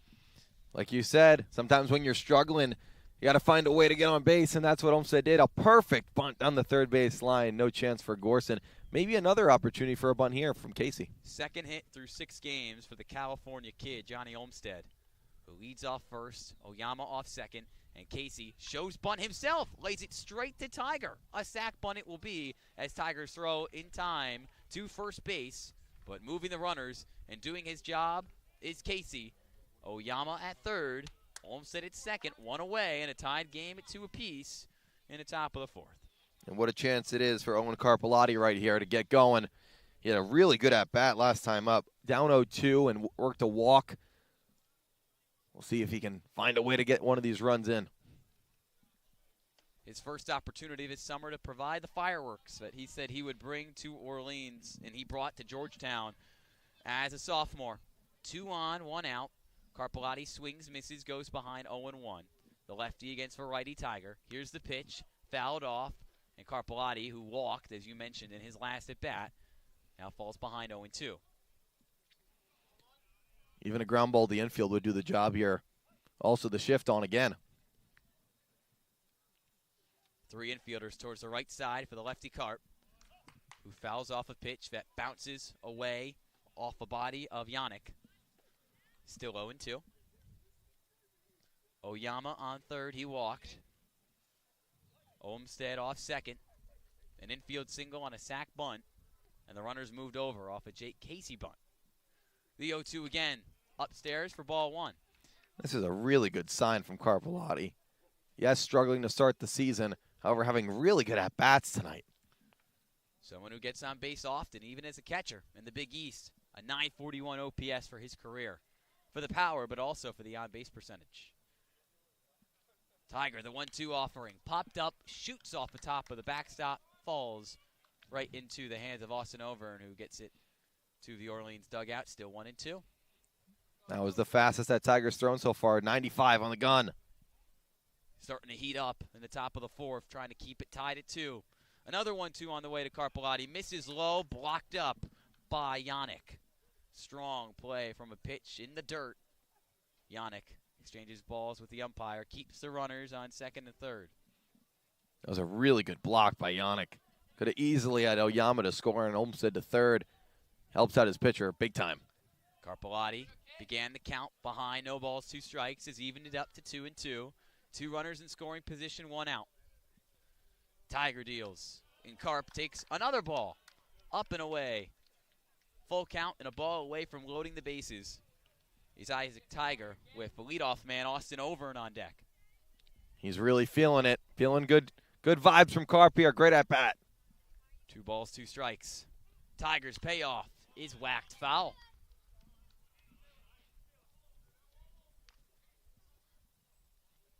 He's seeing the ball well. Having good at bats. Making Tiger throw it in the zone and see if he can put a good wood on it in fair territory. Tiger with 69 pitches through 3 1/3. Here's pitch number 70 to Carpellotti. It's foul. Joey Cooper snags it, the first base coach for Orleans. Sends it to the Falmouth dugout on the right side of the field. We'll do it again on the full count. It's that bat. Just keeps going. Orleans put up both its runs in the first. Looking for some more. Here's another payoff. Check swing, foul ball. Carpellotti staying alive by any means necessary. Still in search of hit number 1 here with the Firebirds. And he wants it badly. That's probably ball 4, too. Somehow got a piece of it. Oyama scurries off the third base bag, but retreats at third. Trying to throw off Tiger. Olmsted at second. Another payoff pitch. In for strike 3 looking. Tiger gets the second out of the inning. Was not an easy one to get against Owen Carpellotti, but the backwards K, the final result. And a great at-bat by Carpellotti, but definitely have to get the ball in play there at any means necessary. Could not do it, and now a mound visit. Call to the bullpen for Jeff Trundy and company. Isaac Tiger almost loaded the bases, but almost only good in horseshoes. And grenades. And grenades. Gets Owen Carpellotti looking. Whoever comes in out of a bullpen for Falmouth is going to have to work through some issues. Runners on second and third with 2 out in a game tied at 2 in the top of the 4th from Guv Fuller Field. We'll be right back and tell you who the new arm is in the game for the Doors when we come back.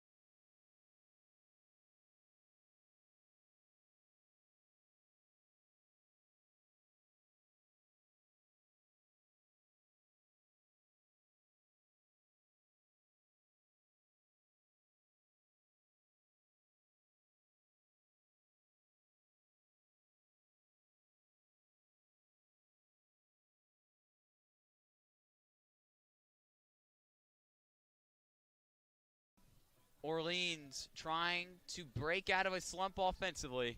A breakout chance right here. But in order to do so, Firebirds have to do it against a new pitcher. The day for Isaac Tiger done in 3 2/3 through over 70 pitches. Just battled with the catcher, Owen Carpellotti, and retired him on a backwards K for the second out of the top of the 4th. Orleans tied it 2 with Falmouth. Joe Oyama on third. He walked. Johnny Olmstead on second. He reached on a single, a bunt single. New pitcher in the game is Parker Coyle, the lefty, who went during his freshman season with the Arkansas Razorbacks with a 6.55 ERA, 15 games, only 3 starts, 1 save, 22 innings pitched, and 19 strikeouts compared to 9 walks. That was a great at-bat from Carpellotti behind 0-2, got the count full, could not seal the deal. No, and it'll be one that they look back on as, yes, a good at-bat, but one that the ball needed to get in play there to drive the run home. Now 2 outs, less ways to do it, but the man to do it up at the plate. Austin Overn tonight with a walk in the first and reached on an error from Charlie Condon at first in the second. Parker Coyle looks at second, now to the plate, deals to the lefty Overn, strike at his belt. 0-1, 88 miles an hour on the inside half of the plate. Good swing from over in here. Could drive home, too. Also look out for the wild pitch. Coyle, the 6'3", 200-pound lefty from Oklahoma, deals the 0-1. Low of his own, a ball and a strike. From Edmond, Oklahoma, plays his college ball, though, at Arkansas. SEC born, SEC play. Trying to show his big league stuff against Austin Overn. 2 on 2 out, 1 ball, 1 strike.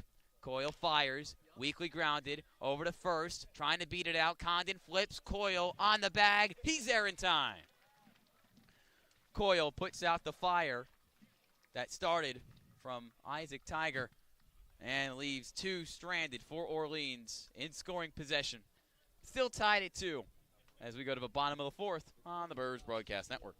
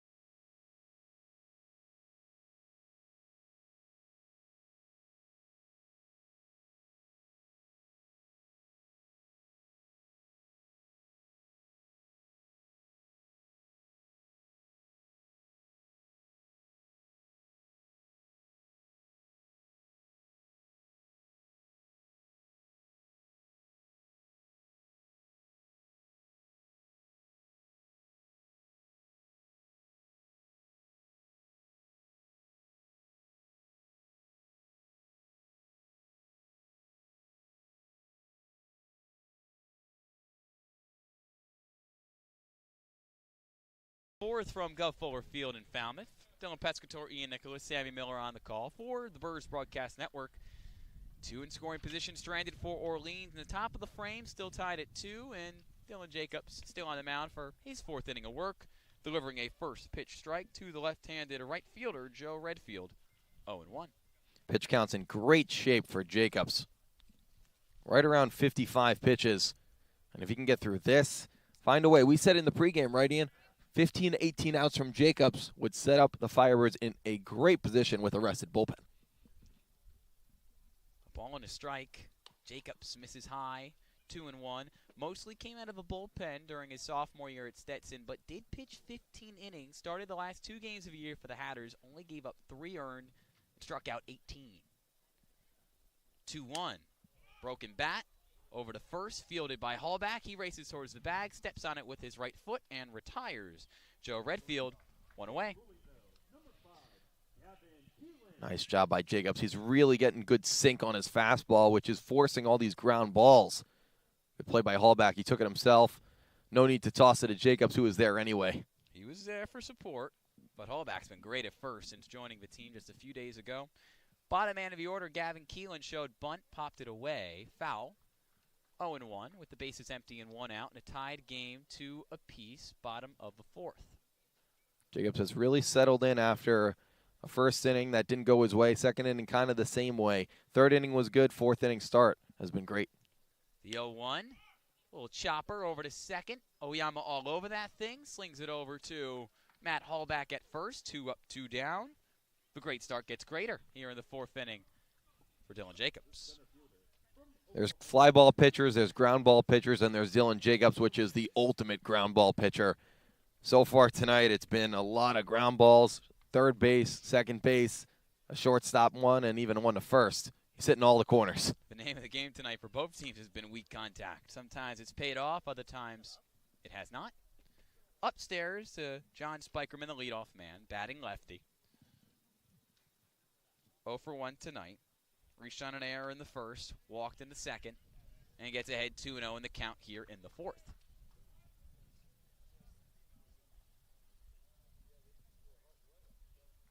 Jacobs sets, deals the 2-0 pitch on the inner half for a strike.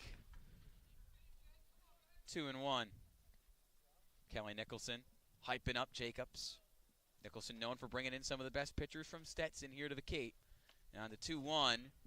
Nicholson proving the acquisition of Jacobs a smart one. Gets a whiff, breaking ball, clocking in at 76. Low in the zone, even a count to Spikerman.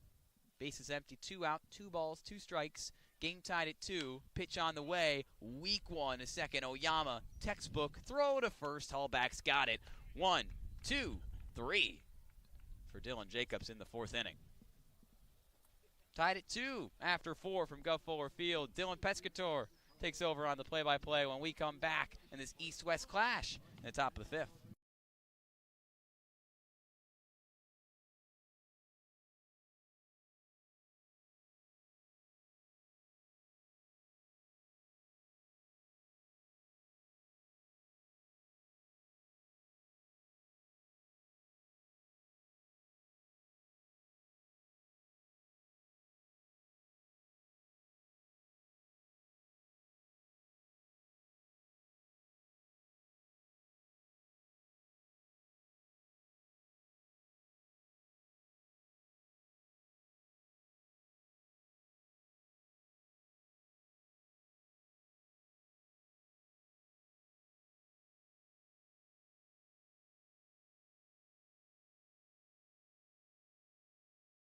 We go to inning number 5 here at Guv Fuller Field in Falmouth. The Firebirds put up 2 early. The Commodores came back with 2 in the bottom of the 1st and the bottom of the 2nd. Dylan Pescatore and Ian Nicholas here on the Birds Broadcast Network.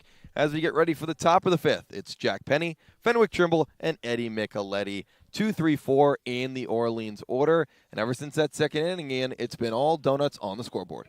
It has, and that's definitely not what the complexion of the game looked like early on, with both teams posting runs in the 1st inning. But give credit to both Isaac Tiger and Dylan Jacobs. Tiger no longer on the mound, however, for Falmouth. It is Parker Coyle. Jinx, you owe me a soda. After the game. First pitch is a big curveball that goes across the outside corner for a ball. Parker got the last out of the fourth. Over and grounded out to first base. Now 2-0 to Penny as it goes outside once more. A crafty lefty with the big curve and a little bit of a cutter as well. Penny sits up 2-0 in the count. Here comes high fastball as Penny had to lunge away from it. 4 hits for both teams, 2 runs for both teams, and 1 error for both teams. We sit equal. Top 5. The 3-0 to Penny is down the middle for a strike. The wind going in and out, sometimes harder than others, moving from right to left. 3-1 is lined to center, but right at the center fielder Spikerman for a line out to center for Penny. Good contact from Penny. Might be 0 for 3 now with the strikeout and now back-to-back flyouts to Spikerman in center. But a 4-game hit streak headed into tonight. He is knocking on the door against the doors. He's putting up good swings, good at-bats. Can always count on you for a punt, Ian. That's really all I'm good for. That and eating fried Oreos. Don't sell yourself short. Thank you, Dylan. First pitch to Trimble is a curveball down and in for a ball. Trimble singled and drove in the first run of the game in the first inning. The 1-0 is swung on and missed at 89 as Coyle brings out the fastball. The Arkansas man, the SEC man, and another SEC addition, you heard from our Sammy Miller back in the third for the Firebirds. Bounces in, 2-1.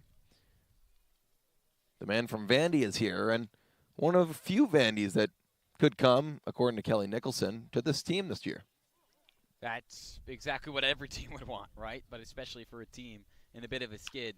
2-1, crank to left. Back goes Laviolette. He'll have the room and make the catch. Trimble just got under that one. Obviously, every team here on the Cape would want to add a kid from Vanderbilt, one of the best teams in college baseball year in and year out. Great swing from Fenwick Trimble there.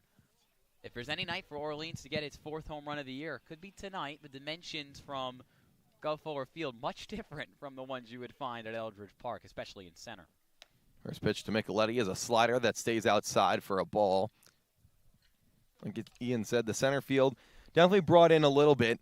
We don't have the exact dimensions as they're not on the fence. However, the eye test tells you it. Weak ground ball to second. Easy play for DeBorge. Throws it over to first for the out. Coyle goes 1-2-3, 2 flyouts and a ground out, and we'll move to the bottom of the 5th. 2-2 the score, Firebirds and Commodores here at Guv Fuller Field.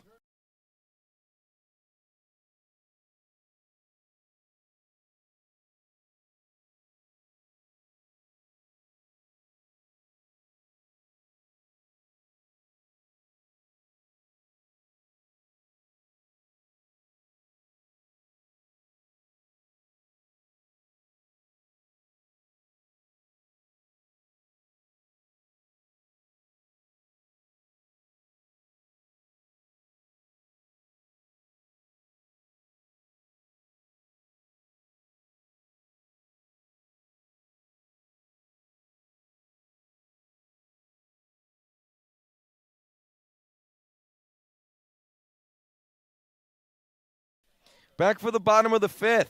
As we sit here in a windy Falmouth, Dylan Pescatore and Ian Nicholas.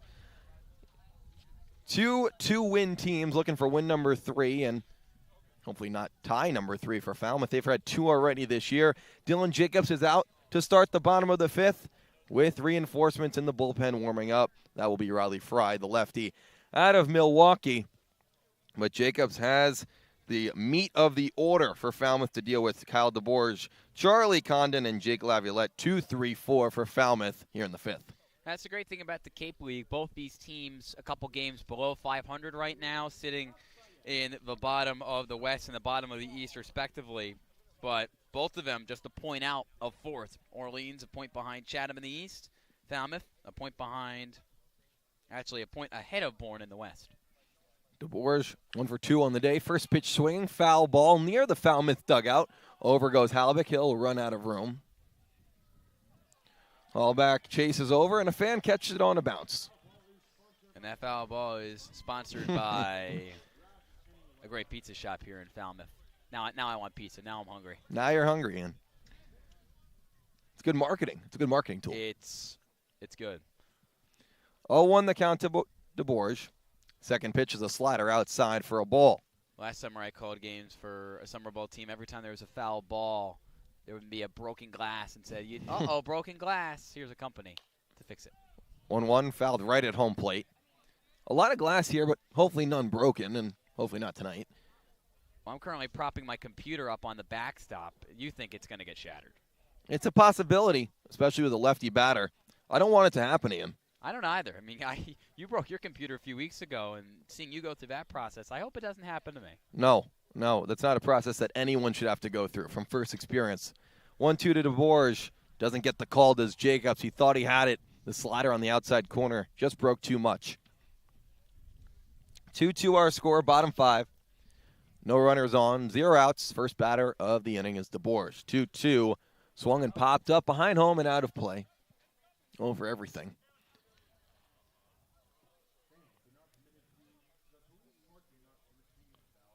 Jacobs' pitch count growing.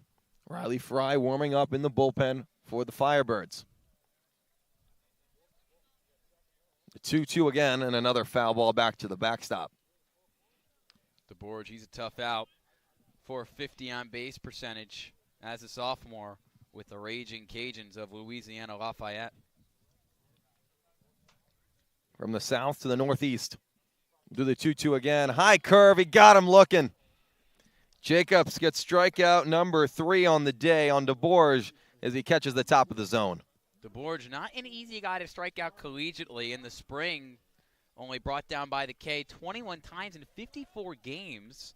But here on the Cape, in his 4th game with the Doors, he's now struck out 4 times. Charlie Condon, who's 0 for 1 on the day. A sac fly in the first and a fly out to first in the second. Takes the first pitch, ball high on the fastball from Jacobs.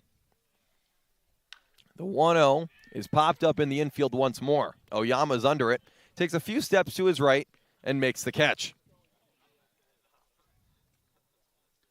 The great thing about the Cape is superhumans look human, at least maybe for a game at a time. Charlie Condon had one of the best seasons in SEC history for a freshman a year ago. And right there, Dylan Jacobs gets him to pop out. That's probably going to be his last out of the game as Kelly Nicholson makes his way to the mound. A great outing for Dylan Jacobs. 4 2/3, allowing 2 runs. And this game is tied as he exits.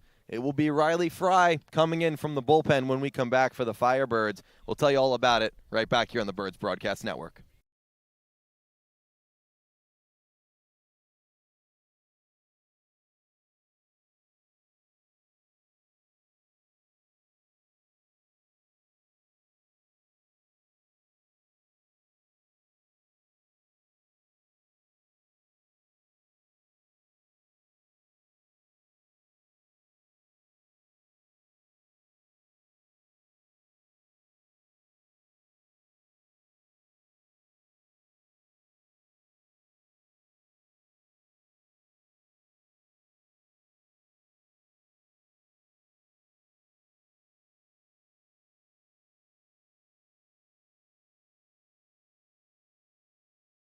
For the Firebirds coming out of the pen, their second pitcher of the day. It's Riley Frye out of Milwaukee.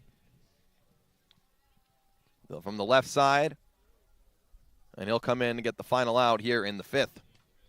Hopes it comes sooner rather than later, facing the 4th man of the order, who's already got a hit today for the Doors in Jace Laviolette, singled in the first.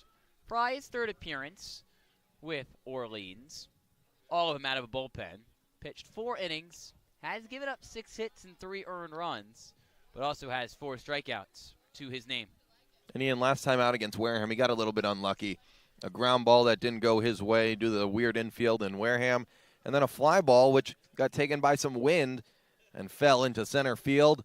It loaded the bases for eventually a bases-clearing double, which is where you get the 3 runs from. That was just a wild day off the Cape in Wareham. Game ended after just 5 innings because of lightning and rain And Spillane Field, unlike probably any baseball field any of these guys have played on, the infield made of gravel, and it kind of ate up the infield, did not give Frye any favors. So Frye's done warming up. Laviolette comes into the box. It's a lefty-lefty matchup with 2 outs in the bottom of the 5th of a 2-2 game. Frye's first offering is a fastball for a strike at 89 at the bottom of the zone. Out of Wisconsin, Milwaukee, one of the better pitchers in the Horizon League. 0-1, foul to the backstop. Ian's computer is safe for now, but now he's moving it. I'm thinking. I don't like these swings from Laviolette. He's got pop. That was a close call. He lines one, it's over. 0-2, 2 outs in the 5th. Here's Frye inside. Moves Laviolette off the plate. Could be setting up for an outside pitch. Might bring out the wipeout slider. Gets his sign. Here's the 1-2. Swing and a miss. High fastball. Frye comes in, does his job, gets the K, and we'll go to the 6th. Still tied at 2 here on the Brewers Broadcast Network.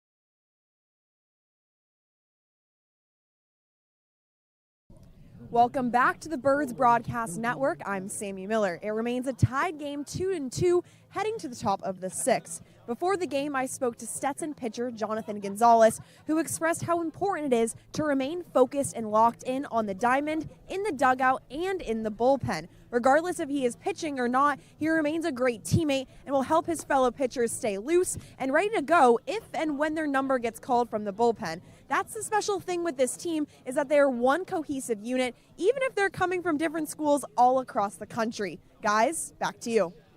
Thank you, Sammy. It was Jonathan Gonzalez who came in relief last night, went 2 2/3. The Stetson man, once again, Dylan Jacobs, starts tonight. University of Milwaukee, Wisconsin, Riley Frye. We're all over the map, and batting first in the top of the 6th, a California man, Matt Hallback. Yeah, Matt's been fantastic, but just sticking with that point that Sammy mentioned, that's the cool thing about being on the Cape, right? Every baseball player dreams of coming here and spending their summer here to work on their game and just have a great time, and the fact that those two can do it together. Jonathan Gonzalez, one of the faces of Stetson baseball.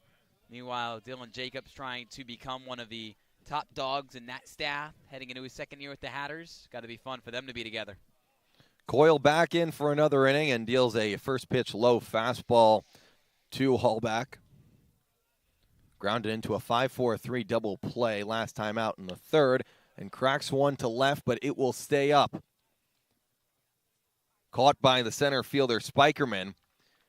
A few close calls for this Firebirds lineup. Trimble and now Hallback, who put good swings on it, but just get under it. Hallback's got that power. Wouldn't surprise me if he's the first to get that 4th home run on the year for the Birds. But not today. Not right now, at least. Joe Oyama into the left-handed batter's box. Worked out a walk to start off the 4th inning.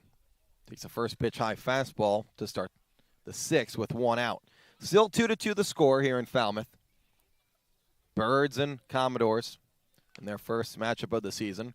Oyama squares to bunt, takes a strike. Did lay down a successful sac bunt in his first game as a Firebird. Nobody on the base path, so. 1-1, 1 out. Curveball stays low and gets through the catcher, Yannick.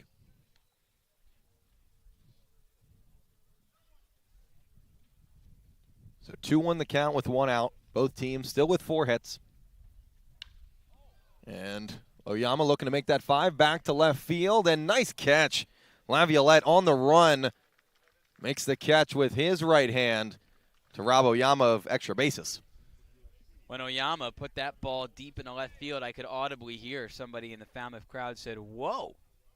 You know, you don't look at Oyama and think raw power, 5'7", 170, but he did belt 7 home runs, 7 doubles, 5 triples during his junior season at UC Irvine. Has some power. Here's another California man who completes the triplet. We go UCSD, UC Irvine, and now USC, going up the map from south to north. Olmsted now evens the count 1-1 after he fouls one off his foot. Some good swings from the Birds. However, deadlocked at 2 with Falmouth. The 1-1 with 2 outs to Olmsted is the curveball in the dirt from Coyle. It's crazy how you figured out California geography in just 3 years being on the West Coast. I don't even know who you are anymore. Too much driving. 2-1 is inside. A few years ago, could you even have pointed out California on a map? It's big. I mean, hard to miss. Stay toward the west. Olmsted thought he worked out a walk, called strike, now full count. Arizona, probably not. California, yes. Oregon, definitely not. Full count with 2 outs. Here comes Olmsted, swings and misses. Coyle comes in and retires 7 straight. We'll go to the bottom of the 6th, still deadlocked at 2.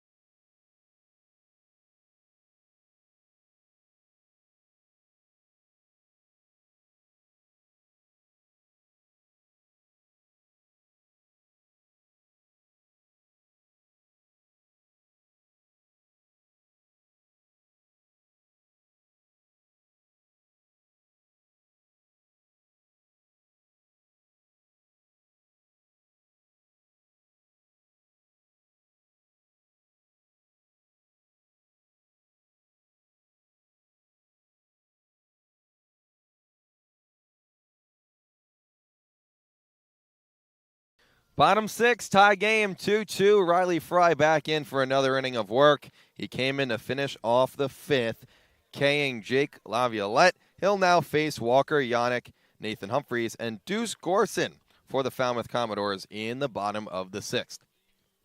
It's going to be interesting to see how this one plays out. Both these teams could use a win. Right now, with 2 wins through the first week and a half of Cape League action, it's been tough for Kelly Nicholson's teams to take advantage and take down Jeff Trundy's teams over the past few years. 16 of the last 22 matchups between these two have gone the way of the Doors. Riley Frye and crew looking to stop that streak right there. Walker Yannick, first batter to the dish in the 6th, takes a first pitch fastball outside. It's all right, Dylan. It happens to the best of us. Voice is still cracking, means I'm still growing. 1-0 pitch is low. Wish I had that voice crack of Sean McDonough. That's his MO. Shout out to Syracuse. Made a career out of it. 2-0 count to Yannick. The 3rd pitch from Frye is lined to Hollaback. Stays down on it, keeps it in front, and touches first for the out. Great defense from Matt Hollaback on a cue ball to first. He's been fantastic at first base. Even if you aren't able to make the play initially, to stay composed, as you said, put the ball down, don't let it deflect up into the air, keep it in front of you, use your momentum, get to the bag. The lefty Humphreys takes the first pitch ball. He squared around to bunt, which drew Olmsted in from 3rd and Hollaback in from 1st. Humphreys singled in his last at bat in the 3rd. Flew out to first in the 1st. Bends his knees and fouls off a pitch to the 3rd base side out of play. A lot of his power coming from his legs out of DBU, Dallas Baptist University. 1-1 count is low and outside from Frye, who hasn't pitched in almost a week, 6 days now. Last pitched against Wareham on Wednesday in that 5-inning game that you talked about earlier, Ian. 2-1 pitch is another foul ball down the left field line, out of play.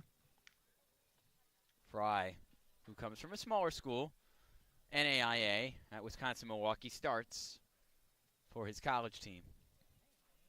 Here's a 2-2. He swung and it hit him. Are they going to count the swing? It did hit Humphries. Carpellotti saying that he swung. The umpire says he did not. They're still going back. Still a and forth. decision. We're going to see what they call this one. I thought it was strike 3, and that's what they're going to call it. Humphries is out. He swung when it hit him. And that's a strikeout for Riley Frye. So nasty that he swings even when he hits the batter. Doesn't know where the ball is going. Our own Carpellotti. I want him to be my lawyer. He won that argument right there. Riley Frye is probably going to thank him afterwards for it. Deuce Gorson comes up in the left-handed batter's box, takes the first pitch strike. It was an argument, but it was the right call as well. He did go around swinging. Carpellotti just had to do a little motivating the umpire, telling him how exactly what happened. The right call was made, and Humphries is out on strikes. Now 1-1 to Gorson. Swing and a miss. Pulled the string on the lefty. Frye one pitch away from a 1-2-3-6. Here it comes inside, but just too far. Good pitch. Just doesn't get the call. Tried to bring it back. We'll do the 2-2 again with 2 outs. Here's the pitch. He swung. Did he go? No, he didn't. Check swing. Did not get the call. Or the Firebirds. They have not gone their way so far this season. The check swing calls haven't. Gorson, who hit 320, UCLA 0 for 6. 3-2, swung into right. Back goes Trimble to the track at the wall. And it's gone. A home run for Gorson. The pitch before did not get called out on strike swinging. And he gives the Commodores the lead 3-2 here in the 6th. It's the long ball and the first since last week for Falmouth. That does Orleans in here. Maybe not does them in, but now it's 3 unanswered runs for the Doors. Gorson with the homer. Here's Redfield. Foul ball right above our heads and probably would have took Ian's computer out. Moved in just at the right time. 0-1 over Penny's head into center field for a single. It was 2 quick outs. A call that would have went either way, a home run, and now a single for Falmouth here in the 6th. Just teaches you that every pitch means everything. Frye missing just inches to the inside to Gorson. The pitch before with 2 strikes. He belts one to right. Now back-to-back hit for Falmouth. They're not done in this inning. Gavin Keelan, first pitch foul ball back to the backstop. Off first is Redfield. Second time he's reached tonight. Walked back in the second. Came around to score for Falmouth's second run. Currently up 3-2, bottom 6 over Orleans. Frye is going to check over on first. Diving back in safely is Redfield. Keelan hasn't reached yet tonight. A strikeout and a ground ball to second. The 0-1 pitch swings and misses at the high fastball. Up to 86. Frye roars it up 2. Couple of Midwest guys going at it. Couple of Wisconsin natives going at it. Riley Frye, Wisconsin kid against Gavin Keelan. Who wins it? 0-2 outside. Carpellotti liked it. The umpire didn't. Keelan from Milton. Frye from Oshkosh. Great name for a hometown. 1-2, he's got him running. Redfield to second. The throw gets away from Penny, and he's going to go to third. Redfield to third. He'll make it safely.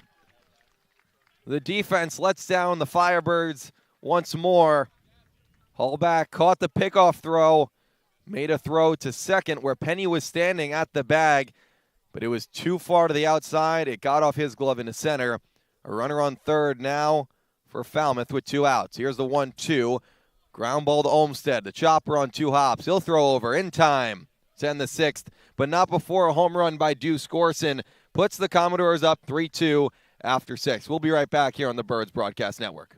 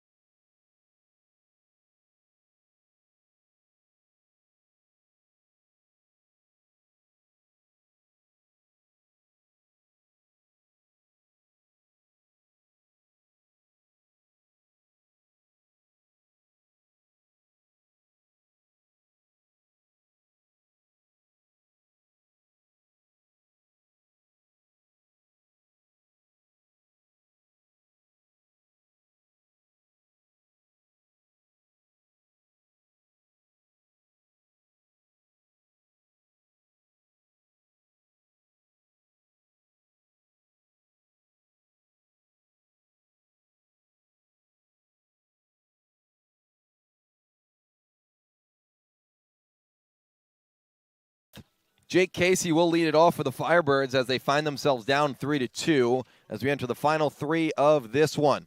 Parker Coyle back out onto the mound for the Commodores in his 3rd inning of action, or I should say his 4th inning of action. He got the last out of the 4th. He's gotten 1, 2, 3 in the 5th, 1, 2, 3 in the 6th, 7 straight batters, 7 straight outs. Fantastic stuff. There's a reason why he's pitching in the SEC. It's not easy. A guy who had over a 6.5 ERA during his freshman year of college, proving that his sophomore season could be a little bit better. He's got the stuff to compete with the big guys in the best conference. Jake Casey leads it off. A sac bunt in the 3rd. Didn't bring anything across. Takes a first pitch strike from Coyle. And Ian, how can they break this streak of 7 straight guys who come to the plate who are retired? I think you mentioned that bunt. 0-2 now. Casey swings and misses at the curveball. Just got to simplify your approach and be unselfish and reach any way possible. And you mentioned it throughout the game. Put the ball in play. 0-2 count outside. Good take from Casey. You don't need to whack it, 150 million feet, blast it over right field. We know Jake can do that, but just put the ball in play. The 1-2. Take strike 3 looking. Curveball that finds itself at the bottom of the zone. Coyle gets his 2nd strikeout of the day and back-to-back after the last out of the 6th. Owen Carpellotti. Talk about somebody who wants and needs to hit in the worst way possible. Put up a great at-bat in the 4th. Coyle's first pitch is fouled at the feet of Yannick, the catcher. Unfortunately for Big O, it ended in a backwards K with runners on 2nd and 3rd, giving Isaac Tiger everything he had. 0-1 pitch to Carpellotti is outside. He's had 2 at-bats. One has resulted in a walk, one in a strikeout, but both have been excellent. They have, and he is just, I think, 1 hit away from proving why he's here on the Cape. 1-1 is low. Now 2-1 to the left-handed catcher for the Firebirds. 1 of 2 on the roster. They've been switching off every single day. Him and Henry Hunter.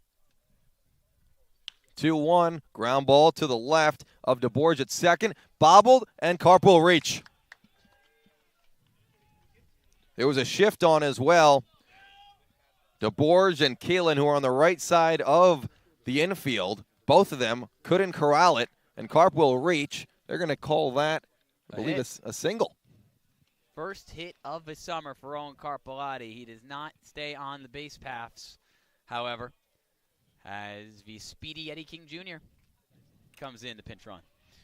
At this time of the game, in the 7th inning, down by 1 run, the Firebirds need some speed. 1 out, Eddie King at first. Here's Austin Overn as we flip over the order, his 4th time to the plate. Speed on first, speed at the plate. I am speed, a la Lightning McQueen. Pickoff throw gets away from Coyle. King to 2nd. He's going to try for 3. Hills get into 3rd, standing up. Condon, it went over his head. He had to chase it all the way down to the fence. And King is on 3rd with 1 out. And the Firebirds down 1 here in the top of the 7th. Ka-chow. That's why you have Eddie King. That's why you got Eddie King. He does a lot of great things, but his speed probably his greatest asset. Let's set it up. Infield in for Falmouth. Up 3-2, top 7. King off 3rd after the 2-base error by the pitcher Coyle. He threw the pickoff throw away, and King made it all the way to 3rd base. Austin Overn at the plate with 1 out. First pitch to Overn is a strike. This is the situations, Ian, that the Firebirds haven't been great in. It'll take a fly ball to the outfield or a hard hit ball somewhere, not at a fielder. The 0-1 pitch to Overn. Takes low. 1-1. Big test for Coyle and a big test for Overn as well. The situational hitting has been a big negative over the last 5 games. Coyle shakes off. Here's the 1-1. Yannick blocks it up in the dirt. 2-1 to Overn. On deck is Jack Penny. Stay patient. Be you. He's been in these spots plenty times before with USC. The 2-1 pitch from Coyle from the left side. Overn swings and misses. Getting the ball in play here is essential. With the speed of Eddie King on third. Down one, top 7. The tension rises. The 2-2 from Coyle to Overn is low, and a great block by Yannick. Got his chest in front of it and blocked it down. Full count. He's putting on a clinic behind the plate today. A lot of pitches ending up in the dirt from both Tiger and Coyle, and very rarely has it gotten past him. We'll do the full count pitch. With one out, King on third. Overn at the plate. Here it comes. Ball 4. Good take from Overn, who laid off the curveball. He walks. Pass the baton. Keep the inning alive, albeit only one out there. But Overn continues to stay patient, draw out at bats, and let the pitcher do all the work for him. You can't find the zone, I'll take my bag. And Jack Penny, who's been putting up good swing after good swing today, a couple flyouts, has his opportunity to break out. Keelan and DeBarge, the shortstop and second baseman. First pitch to Penny is a foul ball to the third base coach, Max Fesky. Are back in double play depth. The corners are still in. Condon holds on over and at first, who has a lot of speed and can take it back with ease. We'll have to see how the Falmouth Commodores play a first and third situation. 0-1 count to Penny with one out. Here it comes. Popped up foul, left field, out of play. Quickly 0-2. King is on third after pinch running for Owen Carpellotti, who singled with one out here in the top of the 7th. Birds down 3-2 to Falmouth. Their first meeting of the season. Over and off first, held on by Condon. The 0-2 pitch to Penny is high for ball 1. Two fastest guys on this Firebirds team, I'd argue. On the base pass, an extra base hit from Jack Penny. Would be his first of the year, but could definitely clear the bases. 1-2 the count with one out. Runners on the corners. Over and takes off. Penny strikes out. The throw down is not in time. Throw back to third. Once again, not in time. Penny goes down on strikes. Swinging. King gets back to third. Over now at second. 2 runners in scoring position, but now with 2 outs and Fenwick Trimble coming to the plate. Trimble with a great swing in the first inning. Got one through the hole and in the left for a base hit. That scored Overn. Can he score him again? He's on second. King's on third. Trimble with 2 in scoring position. Time called by the catcher, and that'll be a balk. A big break for the Firebirds as Eddie King is going to come around to score, and a balk benefits the Firebirds. They tie this game up at 3. Second balk of the night from a second different Falmouth pitcher. First it was Isaac Tiger, his balk not as costly, albeit did move over and over in the first. First pitch to Trimble, off the pitcher, into no man's land, and Overn's going to score. Trimble with a hard hit single off of Coyle's leg into left field, and a little bit of bounce luck. Goes the Firebirds' way. They take the lead 4-3 here in the top of the 7th.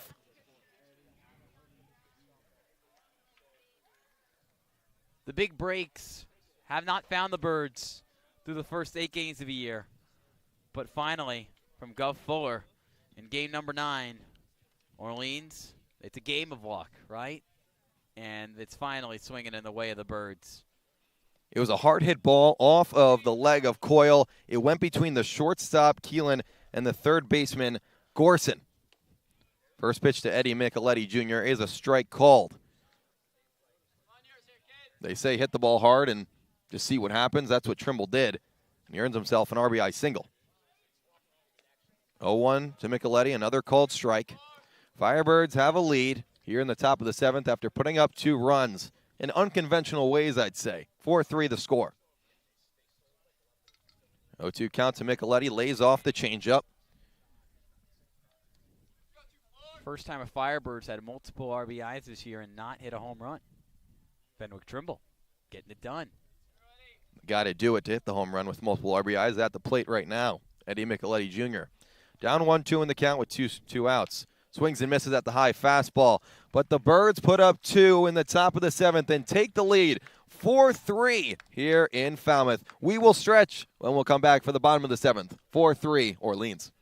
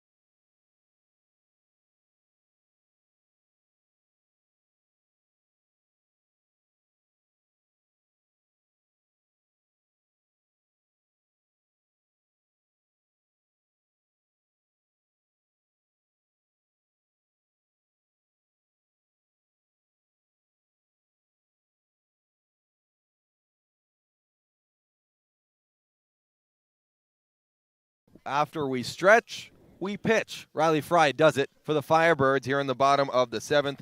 He got the last out of the 5th, ran into some trouble in the 6th. A home run by Deuce Gorson, which at the time put Falmouth up 3-2. Now the Firebirds up 4-3 as we go to the bottom of the 7th after scoring 2 runs in very odd ways, Ian.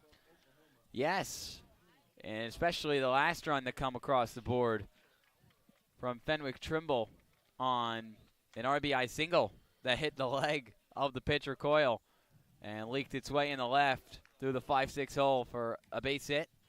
And then a balk with guys on second and third, bringing the speedy Eddie King Jr. home. John Spikerman is the first batter for the Commodores in the 7th, and count is even 1-1 against Frye. Defensive change. Henry Hunter now behind the dish because Eddie King pinch ran for Owen Carpellotti in the top of the inning. Hopefully we don't see this, but who is that third catcher on this roster? We have not identified an emergency catcher. Who could it be? Kelly Nicholson knows. 1-2 to Spikerman, fouled back once more.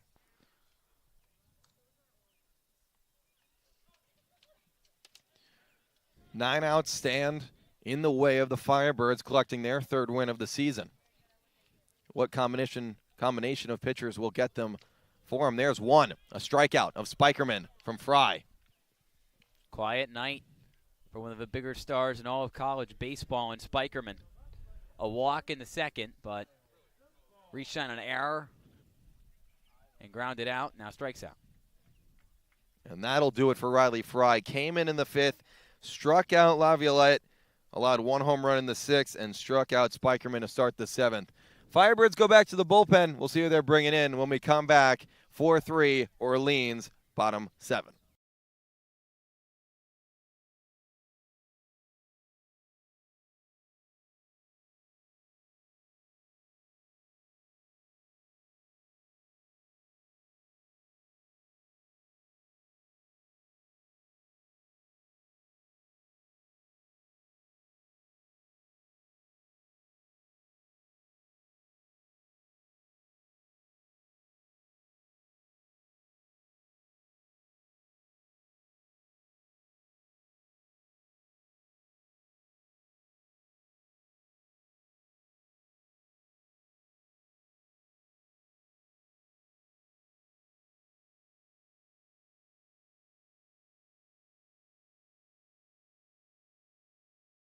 Bottom 7, Danny Carrion coming in to pitch for the Firebirds. 1 out, no one on. 4-3 Orleans here on the bottom of the 7th on the Birds Broadcast Network.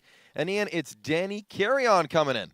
It is. He throws some serious heat out of a bullpen by way of UC Davis.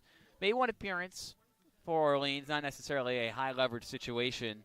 Pitched the 9th inning in a 12-2 loss for Harwich a couple days ago at home from Eldridge. A scoreless frame, which was 1-2-3 and included 2 strikeouts. He was an all Big West reliever with Cal Davis in the spring. From NorCal, a NorCal college player, I should say, is Carrion. 1 out in the 7th. Riley Frye did a good job. 1 mistake, 1 blemish on his line was the home run to Deuce Gorson in the 6th. Carrion comes in with 2 outs to get in the 7th. And we'll see who gets the last 6. Could be him. Sean Matson is available today. He's been in high leverage situations for the Firebirds as well. But we'll start with Kyle DeBoers, who comes up to the plate 1 for 3 on the day against Carrion. The righty with the blue cleats, Adidas. Everything else red and white, being a Firebird. First pitch from Carrion to DeBoers is a swinging strike at 85 miles per hour on the slider. Adidas cleats for Carrion. Adidas cleats for DeBorge. Who wins the 3-stripe battle? That's the question. 0-1 the count. High fastballs popped up in the infield. Over goes Penny at shortstop, and he'll make the catch. Defense has played a big role in this game. Good play from Penny. No routine pop-up. Both teams with a pair of errors, and not meaningless errors, errors that have led to runs for both squads. Charlie Condon, the man of the hour, Bottom 7, down 1 with 2 outs and the bases empty against Carry On. A big moment in this game. First pitch, ground ball to third. Olmstead steps and fires. Hallback with the dive. He's off the bag. Condon's going to reach. It'll be an error as Olmstead's throw took Hallback off the bag. He tried to dive and keep his foot on. He could not. Spoke a little too soon, but unfortunately spoke in a truth. The errors adding up for Orleans. Olmstead with the E5. That's the 3rd error of the game. And 5th overall for these two. Laviolette, the left-handed batter, now in the box with 1 on. First pitch, high fastball for a ball. Those are mistakes that could come back to cost you. What an interesting time here. One of the 2 of the best freshmen in the SEC playing for the same team in summer ball. Can one drive in the other? Laviolette, fly ball to center. Back goes Overn, and he makes the catch right in front of the wall. Austin Overn robs Laviolette of an extra base hit that could have brought in the tying run, and Danny Carrion does his job getting the 2 outs in the bottom of the 7th. We'll go to the 8th, 4-3 Orleans on the Birds Broadcast Network.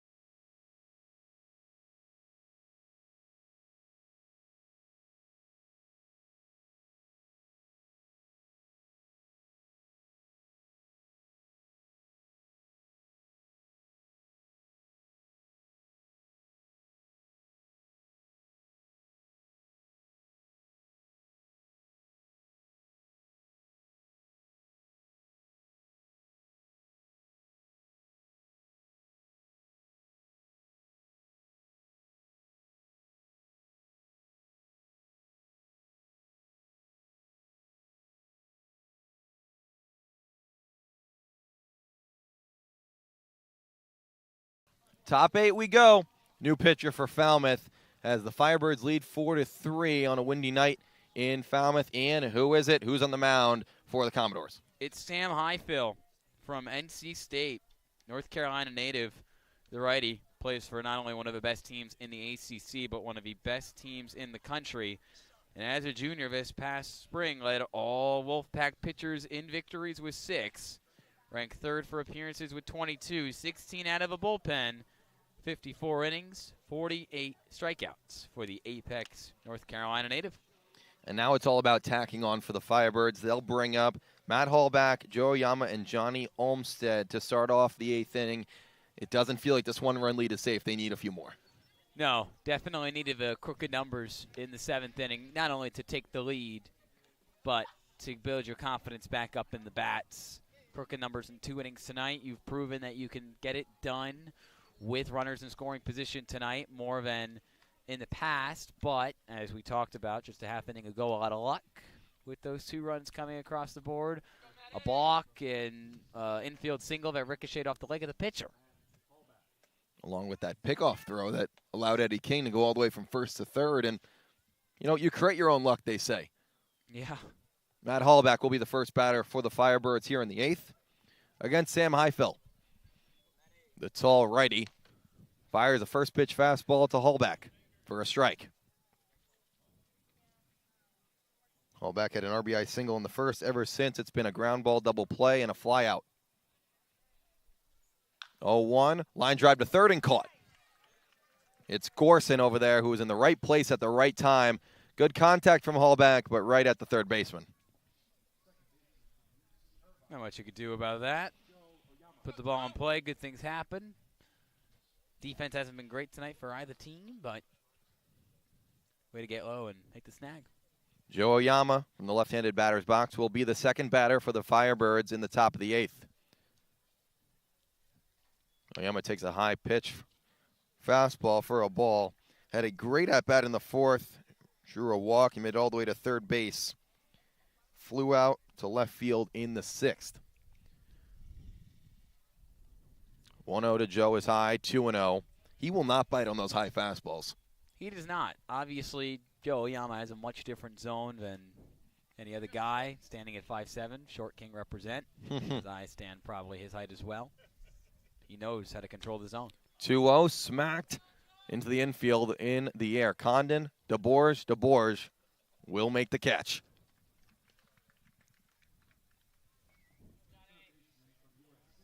Two outs on the inning. Johnny Olmstead will come up against Highfill, who's had a hard contact line out to third and a pop fly into the infield from Oyama.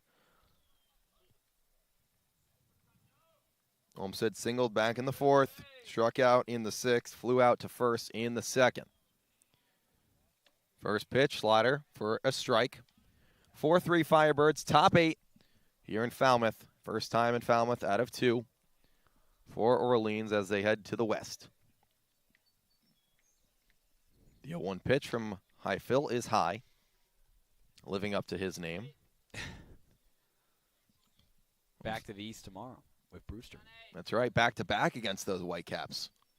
The reigning East Division champs 2 times in a row. 1-1, swing and a miss. Tomorrow is due to, of course, the rain out on Saturday, which forces the makeup tomorrow. It'll be a 5 o'clock start in Brewster, Stony Brook Field.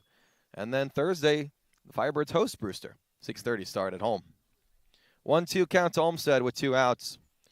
Pitch is fouled back. Olmstead got a piece of the high pitch. A 1-run game. It's what Falmouth is known for and what Orleans has a little bit, but not a lot of experience in. 7 of 8 games this year for Falmouth have been decided by 1 run or less. A lot of stress. 1-2. Called strike 3. Highfill works through a 1-2-3 top of the 8th. We'll head to the bottom of the 8th as we'll start to count outs for the Firebirds as they hold on to a 1-run lead.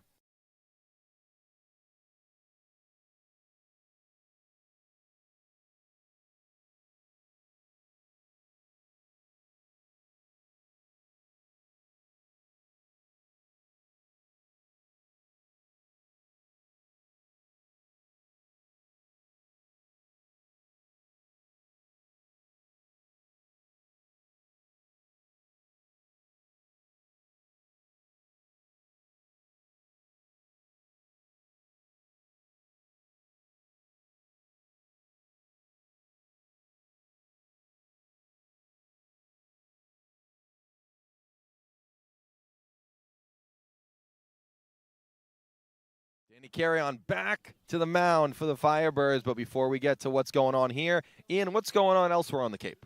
Chatham Anglers defeating the Yarmouth Dennis Red Sox 2-1 on the road from Red Wilson Field. That game ended just about an hour ago. Bottom of the 8th in a West Division clash. Katuitt with a 3-0 lead over Bourne on the road in Doran Park. Bottom of the 8th as well. Off the Cape in Spillane Field, Wareham Gateman trail the visiting Hyannis Harbor Hawks 4-3. And in the bottom of the 6th from White House Field in Harwich, 8-0. Mariners over the Whitecaps, the team that Orleans, as we mentioned just a few moments ago, plays not only tonight, not only tomorrow, but also on Thursday. Walker Yannick will be the first batter for the Commodores in the bottom of the 8th against Danny Carrion. A win by Chatham extends their lead over the playoff spot, the 4th playoff spot in the East, by 3. See if the Firebirds can win and cut that down to 1. First pitch, high curveball from Carrion is in for a strike. Chatham trying to get back to the playoffs after a 5th place finish last year. Orleans beat them to the punch with that 4th place finish. 0-1, popped up foul and out of play. Carrion's bringing the heat. He's been efficient. He's been getting outs. Has been good in his small sample size, but first 2 appearances for Orleans. 0-2 to Yannick. Here it comes, high fastball in for a ball. Held off, did Yannick. Carrion doesn't allow a lot of guys to reach. 1.16 whip with UC Davis in the spring. The 1-2 to Yannick. Once again, lays off the high fastball. And arm warming in the bullpen of the Firebirds. It's a righty. It's Sean Matson. looking to break a losing streak that's reached 5. Swing and a miss. Yannick goes down on strikes. Carry On brings out the curveball and gets the swing. Carry On's got fantastic stuff with 34 strikeouts and just over 29 innings on the bump for UC Davis in the spring. All Big West honorable mention. Still scoreless through 2 1/3 as a Firebird. Nathan Humphreys, the left-handed batter, into the box, 1 out. And a big curveball in for a strike from Carry On. Loses the hat in the process, but he's looked confident out there. He has got a curveball that breaks and is such a vastly different offering from the fastball that clocks in the mid-90s. 0-1, there's a fastball, but it's inside. A curveball that kind of represents and reminds me of Leighton Finley from last night over on YD. Whew. Dominant out of a bullpen, he was. 1-1, swung through, did Humphreys. Carry On loses the hat again. Might need to invest in the headband that Connor Eaton, somebody else with great flow up top, has. 1-2, high fastball, swing and a miss. 2 batters up, 2 batters down by way of the strikeout against Carry On in the 8th. Manager Kelly Nicholson's going to come out and talk to Carry On. We'll see if that's the end of his day. He has looked great. I'm not sure if it's the time to pull him, but it's up to the manager. 2 strikeouts in the 8th. It's a conversation. It's always tough to pull a pitcher when he's still dealing like Carry On is, and Kelly Nicholson agrees with that sentiment. Showing some love for Danny, trusting in him to get 1 more out at least here in the 8th inning. I love that move. Coming out, Danny might have thought he was going to get taken out, and he leaves him in. So Carry On still in, and he'll face Nate Humphreys. Deuce Gorson, who homered last time up. First pitch to Deuce is inside, fastball, ball. 2 strikeouts to start the inning. 1 of Yannick, 1 of Humphreys. Gorson, the third batter. Big curveball, stays upstairs for a ball. Kelly Nicholson says, go and get him. He wants a strike. He wants to attack, and he does. A popped up foul ball behind everybody. 2-1. Carry On 2 strikes away from sending this one to the 9th with the Firebirds in front. 4-3 your score. 2-1. Another foul ball. And now he's 1 away. Does he keep going with the heater? Does he bring out the curveball? 4-3 Firebirds. Bottom 8 in Falmouth. 2-2. 2 outs. Carry On delivers. High fastball. He's got him swinging. He struck out the side in the 8th, and Carry On's fired up coming off the mound.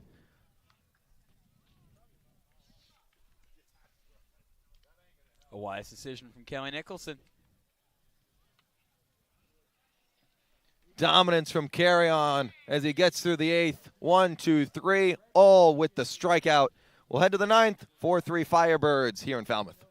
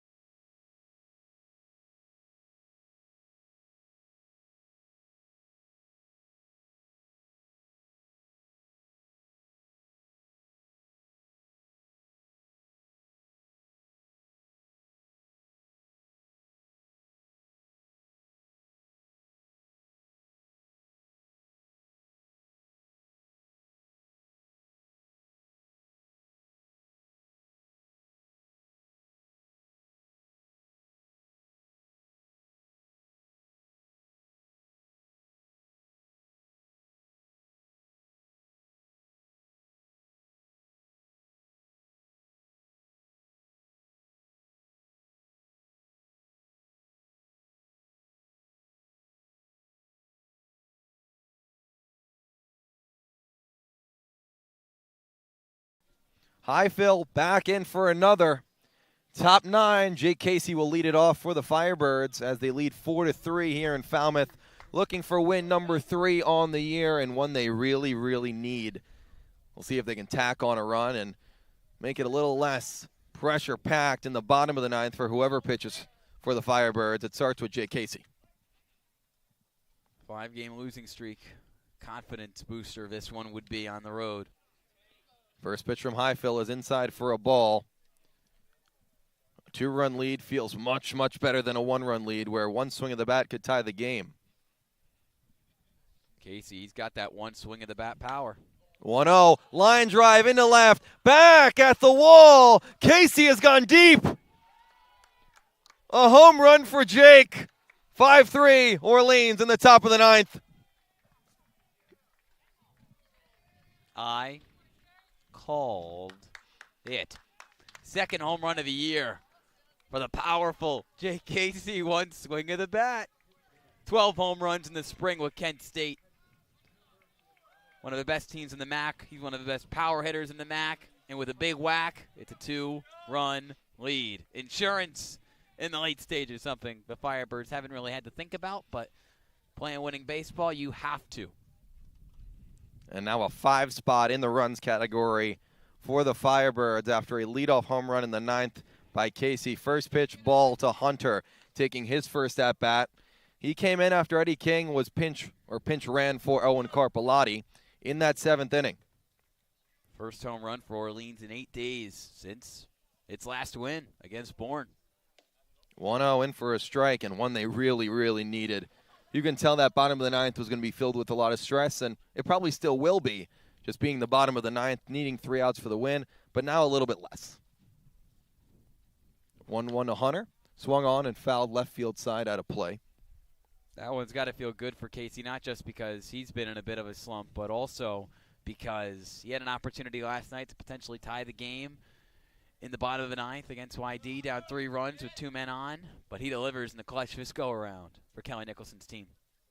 1-2 to Hunter. Smacked into center. Back goes the center fielder who makes it the catch. It's Spikerman. Circled it, as he originally thought it was going to go deeper. The wind is blowing right to left pretty strongly here in the ninth. Austin Overn will step into the batter's box. 61 degrees, breezy in the west of the Cape in Falmouth. A great night. Overn takes a first pitch fastball for a ball. Came around to score in the 7th. He scored the 4th run off the single from Trimble. It went off Parker Coyle's leg and into left field. Firebirds now up 5-3 after the home run from Jake Casey. Over and up 2-0 in the count. Easily his most productive game here in Orleans. Multiple walks and a score. Multiple scores. Scored the first, scored the 4th. 2-0 pitch. Chopper past the mound to second. DeBorge is up with it and makes the throw over for the out. Jack Penny will come up for the Firebirds against Highfill, who's been pretty good except one blemish, and that blemish is a big one. A solo shot. Obviously it hurts less with no runners on. Highfill's been fantastic, but he won't remember all the other pitchers. He'll remember that one, which he probably wants back. First pitch to Penny is off speed for a strike on the outside corner. Penny in danger of losing his 4-game hit streak tonight. 3 strikeouts, a couple flyouts. 2 strikeouts, that is. Ground ball to first. Condon stays down on the fair ball called. Steps on first for the out, but not before Jake Casey provides a big blast to right field to put the Firebirds up 5-3. Last call for the Commodores. We'll see who Orleans brings in to close it. Looks like carry on to turn out the lights for the Commodores on Tuesday night. We'll be right back.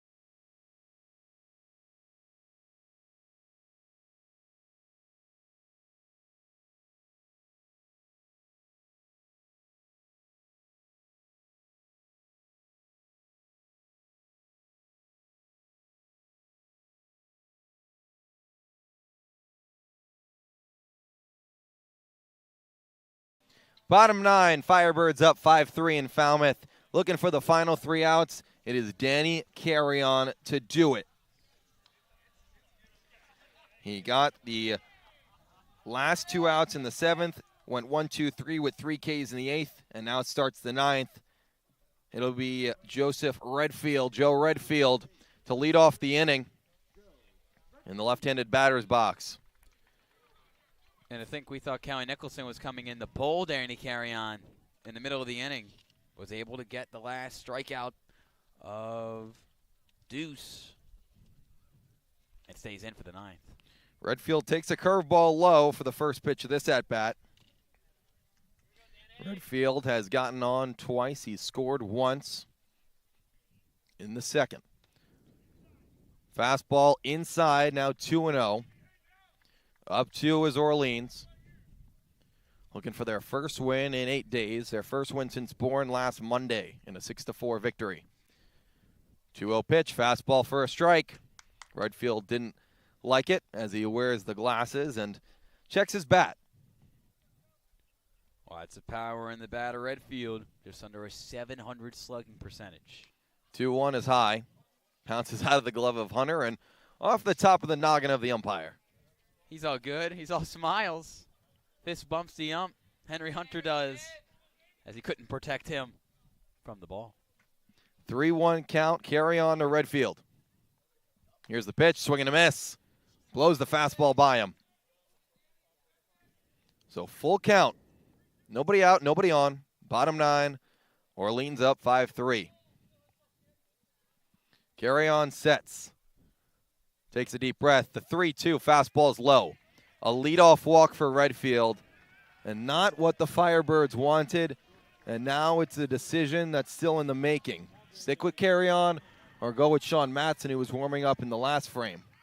With the tying run at the plate, Gavin Keelan set to face Danny Carrion. Kelly Nicholson stays put, watching intently from the near side of a dugout. Never easy. It never is in the 9th. Runner on first is Redfield. First pitch to Keelan is high for a ball. It almost looks like Carrion's overthrowing a little bit, and that's why Henry Hunter is going to come out and meet with him. What do you see, Ian? I would agree. Maybe a little too fired up emotionally after striking out the side last inning. He's got great stuff, but you just got to let the game come to you, not force anything. If there is maybe one reason why you would keep Carry On in this situation, it's because, you know, for as talented a young player as Gavin Keelan is, not necessarily going to take you deep, not an extra base guy, 0 home runs, only 9 doubles with Louisville in the spring. The 1-0 is high again. Runner on first, Redfield. Retreats back. Carry On needs to find the zone and quick. Matson still warming up in the bullpen for the Firebirds. Nobody out. 2-0, swing and a miss. Seems like when he can put it in the zone, Falmouth hitters are having trouble hitting him. They are. 2-1 to Keelan. Here it comes, stays high. 3-1 now to back-to-back hitters for the Commodores. They need 2 to tie. They need 3 to win. Down 5-3. The 3-1 from Carry On, a strike down the middle. Full count from Carry On, the man from UC Davis. Against Keelan, the left-handed 9-hitter for the Commodores. Redfield off first. Nobody out. Full count pitch. He did not go. Ball 4. Back-to-back walks for Carry On. The stress is picking up for the Firebirds. Now 2 on. And Kelly Nicholson's going to come out. He's going to call on Sean Matson to close it. 2 on, first and second. Redfield at second, Keelan at first. Carry On did a great job. He came in the 7th. He had an absolute electric 8th inning, 3 strikeouts. He struggles in the 9th. And now it'll be up to Sean Matson to close it. We'll be right back on the Birds Broadcast Network.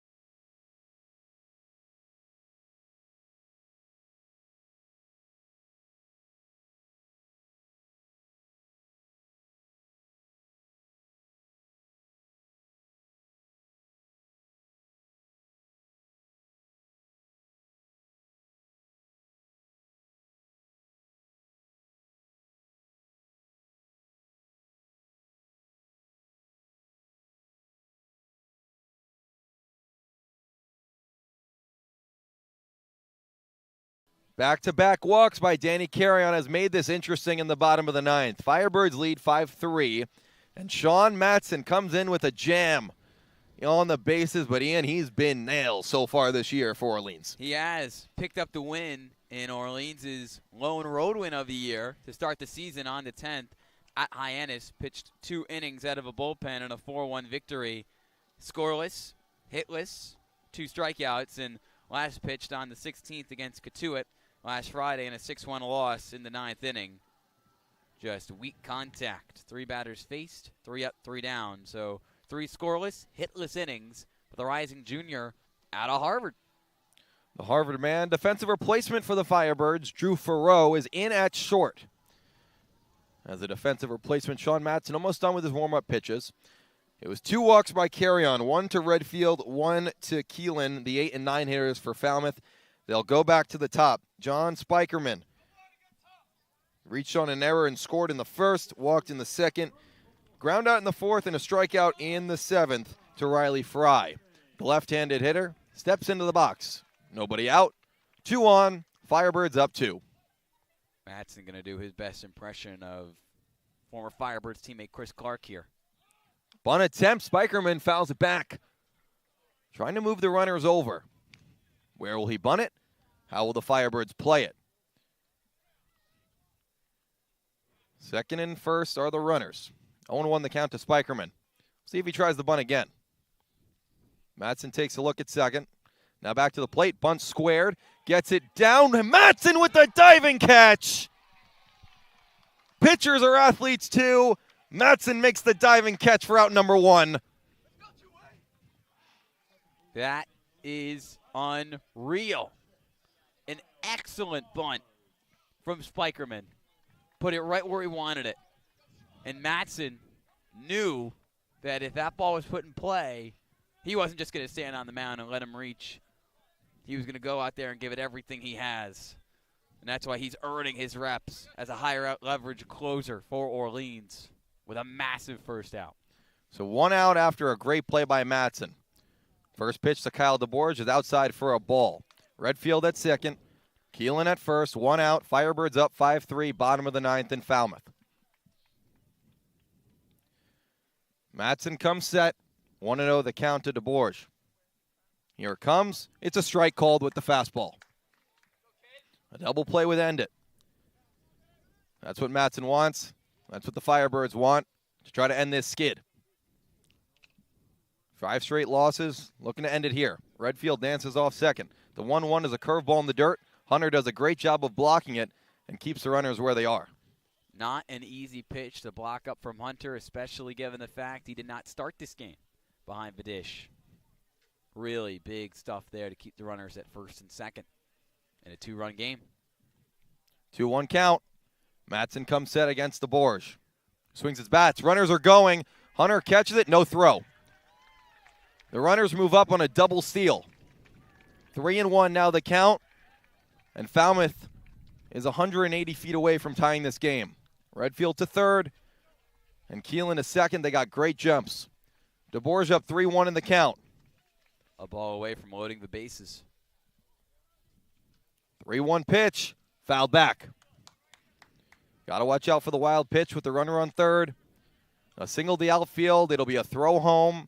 In left, it's Casey. In center, it's Overn. In right, it's Trimble. Matson against DeBorge. Full count, 1 out. 2 in scoring position. He comes set. Here's the 3-2. Ground ball to third. Olmstead takes a look. Throws over to first. Low. Dug out by Holback for the out. Redfield crosses home, which makes the score 5-4.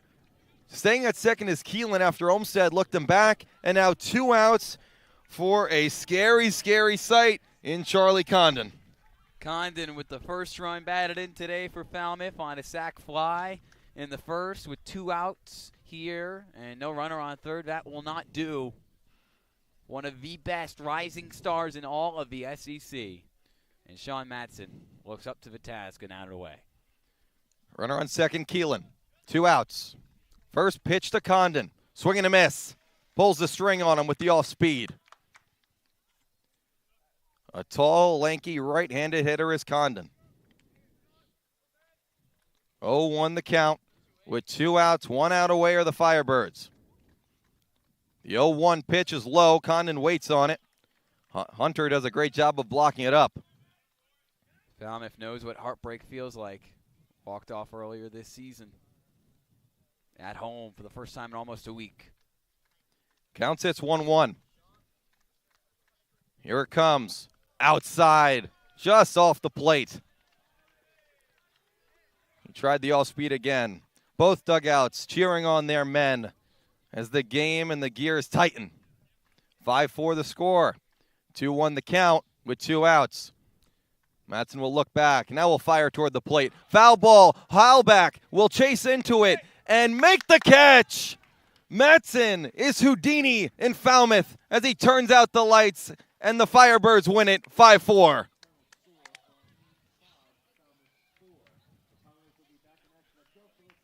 One of probably the best innings of Sean Mattson's life.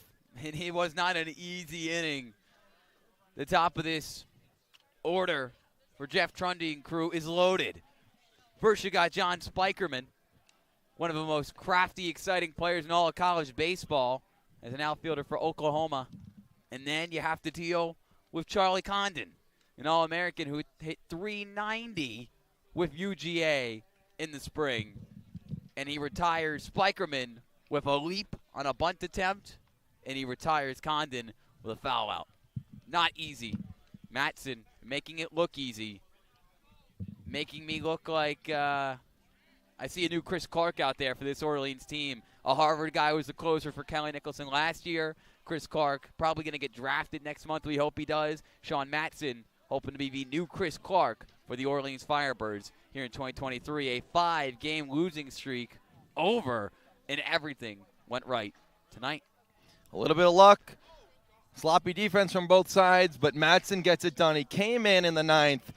2 runners on first, 1 on second, nobody out, and he does the job. 5-4, the Firebirds win to break that streak. Keep with us on Cooling Down. We hope to get a player interview as well. We'll see who's available, who wants to come and talk with us here in our makeshift booth in Falmouth. But 5-4 the win, and Ian, it feels so good. It feels really good. It's not easy to win in the Cape Cod Baseball League. And Orleans' recent stretch showed you that regardless of the talent you may have, not everything is going to break your way. As a player of the game, handed out to Jake Casey, whose solo shot in the top of the inning gave Orleans exactly the cushion it needed. Without that solo shot, we'd be tied at 4 going into the top of the 10th instead of listening to Piano Man from Billy Joel from Guv Fuller Field in an Orleans win. That's right, 5-4 the win, the player of the game, the huddle, and hopefully we'll get a player coming toward us for a player interview. But 5-4 the win. It got shaky at the end. We know it would be. We talked about insurance, and that was big, the home run from Jake Casey in the top of the 9th.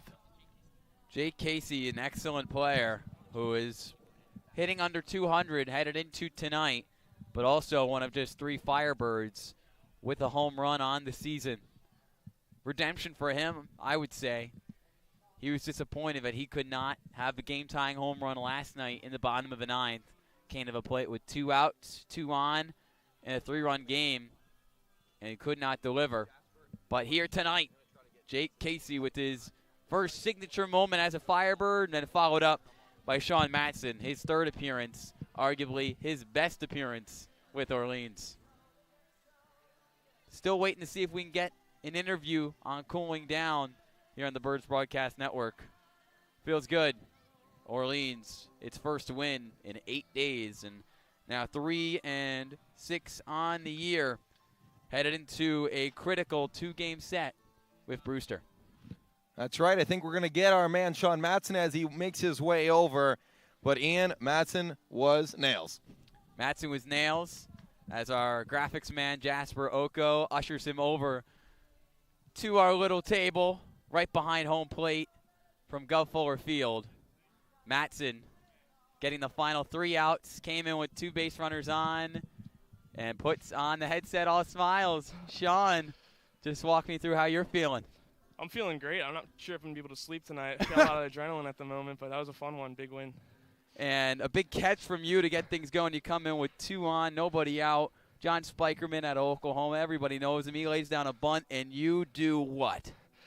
Just saw it in the air a little bit. I saw him pop up the first one. Saw he was doing it again. Tried to get it up in the zone. Got it there, and didn't know if I was going to get that one. Had to lay out for that one, but yeah, it was pretty cool. You ever made a play like that? That was first time I made a diving play off the mound. That's for sure.